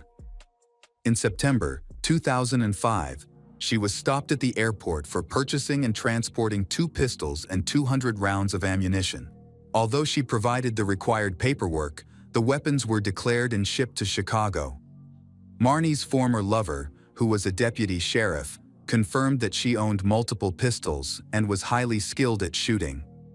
One of her guns was a 9mm pistol, the same type used to kill Ronnie, though this particular weapon was never located. Investigators also learned that Marnie had attempted to construct her own silencer. Her bank statements revealed she had purchased a book titled How to Make a Disposable Silencer, along with a hacksaw and other materials from Home Depot. It can be used to make a disposable muffler. Detectives questioned Marnie about the evidence they had gathered. She said she bought the book as a joke gift for a friend and insisted she did not own a 9mm pistol or have any involvement in the crime. Despite her denials, 40-year-old Marnie was arrested and charged with the first-degree murder of Ronnie and her unborn child, based on the circumstantial evidence. The prosecution argued that Marnie's actions were driven by jealousy. She was infatuated with Sean and obsessed with keeping him to herself. To eliminate her rival, she sent anonymous letters to other women in Sean's life, causing many of them to leave him. However, Ronnie stayed. Although upset with Sean, Ronnie maintained their relationship, especially since she was carrying his child, a child he deeply wanted. Marnie doesn't want this child to be born because she knows that it might cause Sean and Ronnie to become more attached. Marnie's primary objective was to kill both the child and Ronnie. During the trial, witnesses familiar with Marnie testified about her extreme obsession with Sean and the drastic actions she took for his attention. They revealed that she had hacked into Sean's email account, read his correspondence with other women, and angrily deleted messages before he could see them. When she discovered emails from a woman named Monica, she devised a plan. Marnie, in Monica's writing style, sent an article exposing Sean from an anonymous email account with many errors. She spent the entire day talking about Sean, causing her colleagues to become concerned about her behavior. At the trial, even Marnie's daughter, Emilian, testified against her mother. Emilian, 20, expressed concern about Marnie's erratic behavior and obsession with Sean. which seemed to have driven her out of control. Sean also took the stand, detailing his tumultuous relationship with Marnie. He described their relationship as intense, but revealed that Marnie became deeply upset when she found out about other women in his life. She tried every way to keep him, but the obsession in her actions eventually drove him away. Sean said he had been planning to break up with her. When asked whether he believed Marnie could have murdered Roni, who was pregnant, he hesitated and expressed doubt. The prosecution's key witness was Christy Passion, a friend of Marnie's. Christy testified that Marnie had been reading Sean's emails and frequently expressed dissatisfaction with his relationships with other women. In the summer of 2007, Marnie confided in Christy about her frustration over Sean dating other women, and even mentioned plans to kill him. At the time, Christy took it as a joke and assumed she was simply venting. However, when Marnie discovered that Roni was pregnant, her focus shifted. She saw Roni as her main rival and became determined to eliminate Roni's at any cost. She told Christy about her plans to kill Roni instead of Sean, believing this would allow her and Sean to be happy together. Christy once again paid no attention to this, thinking it was just Marnie's imagination. Marnie later admits to Christy that she brought the weapon to Roni's apartment, but could not bring herself to do it. This confession makes Christy nervous, but Christy tries to comfort her and stop her from acting on her emotions. The day before the murder, she asked Christy to read her fortune to see if she would succeed in killing Roni. As an experienced tarot reader, Christy laid out the cards, and the one Marnie chose suggested success. Obsessed with the idea of killing Roni, the pregnant woman, Marnie ignored Christy's pleas and remained determined to carry out her plan. Christy later contacted Marnie, and they arranged to meet. During their conversation, Christy secretly wore a recording device, and the recording was later used as evidence. At this meeting, Marnie confessed to killing Roni, explaining the details of the crime. She revealed that she had disguised herself by wearing a wig, dark makeup, and gloves to avoid leaving any evidence. Marnie said she knocked on Roni's apartment door, and when Roni opened it, she drew her weapon and entered the house. She acted quickly, attacked Roni before Roni could scream. She admitted to being cautious, ensuring she didn't touch anything in the apartment and keeping her gloves on to avoid leaving traces. Marnie also described renting a black car, using a disposable phone, and then throw away the murder weapon, wig, gloves, and clothing in separate trash bins. She planned the murder meticulously so that it could not be detected, but Christy would testify against her. The recorded conversation became the prosecution's most compelling piece of evidence during the trial. The police investigation showed that Marnie's work computer had directions to Roni's house saved. They also confirmed that she rented a black Volkswagen on October 3.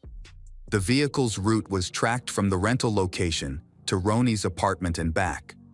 However, the defense argued that there was no physical evidence that Marnie was at the scene, including DNA, fingerprints, or phone records. The case was based largely on circumstantial evidence in Christy's testimony.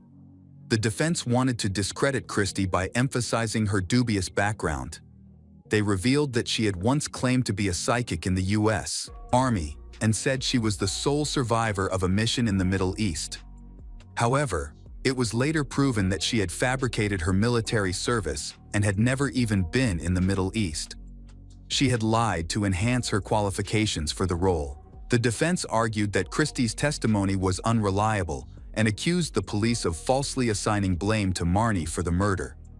The defense argued that there was no concrete evidence against Marnie, other than circumstantial evidence and recordings made under duress.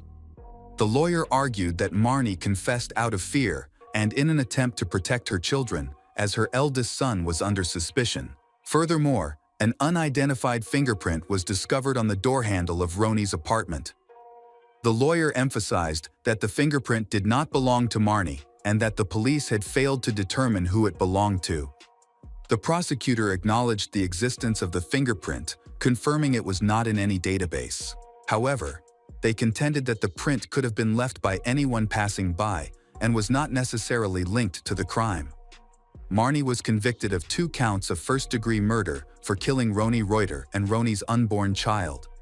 She received 2 life sentences without parole. She and her lawyers opposed the sentence and filed an appeal, but it was denied. Marnie later claimed that she deliberately confessed to the murder to Christy to protect her son and stop people from bothering her. However, no one believed her explanation. Why would she include so many specific details about the murder if they weren't true? This makes no sense. The defense team argued that the black car seen on surveillance footage was not the Volkswagen that Marnie had rented. They also stated that a man had informed the police he had stolen Marnie's gun months before the murder, meaning she did not possess a gun at the time. Additionally, the murder weapon was never recovered at the crime scene.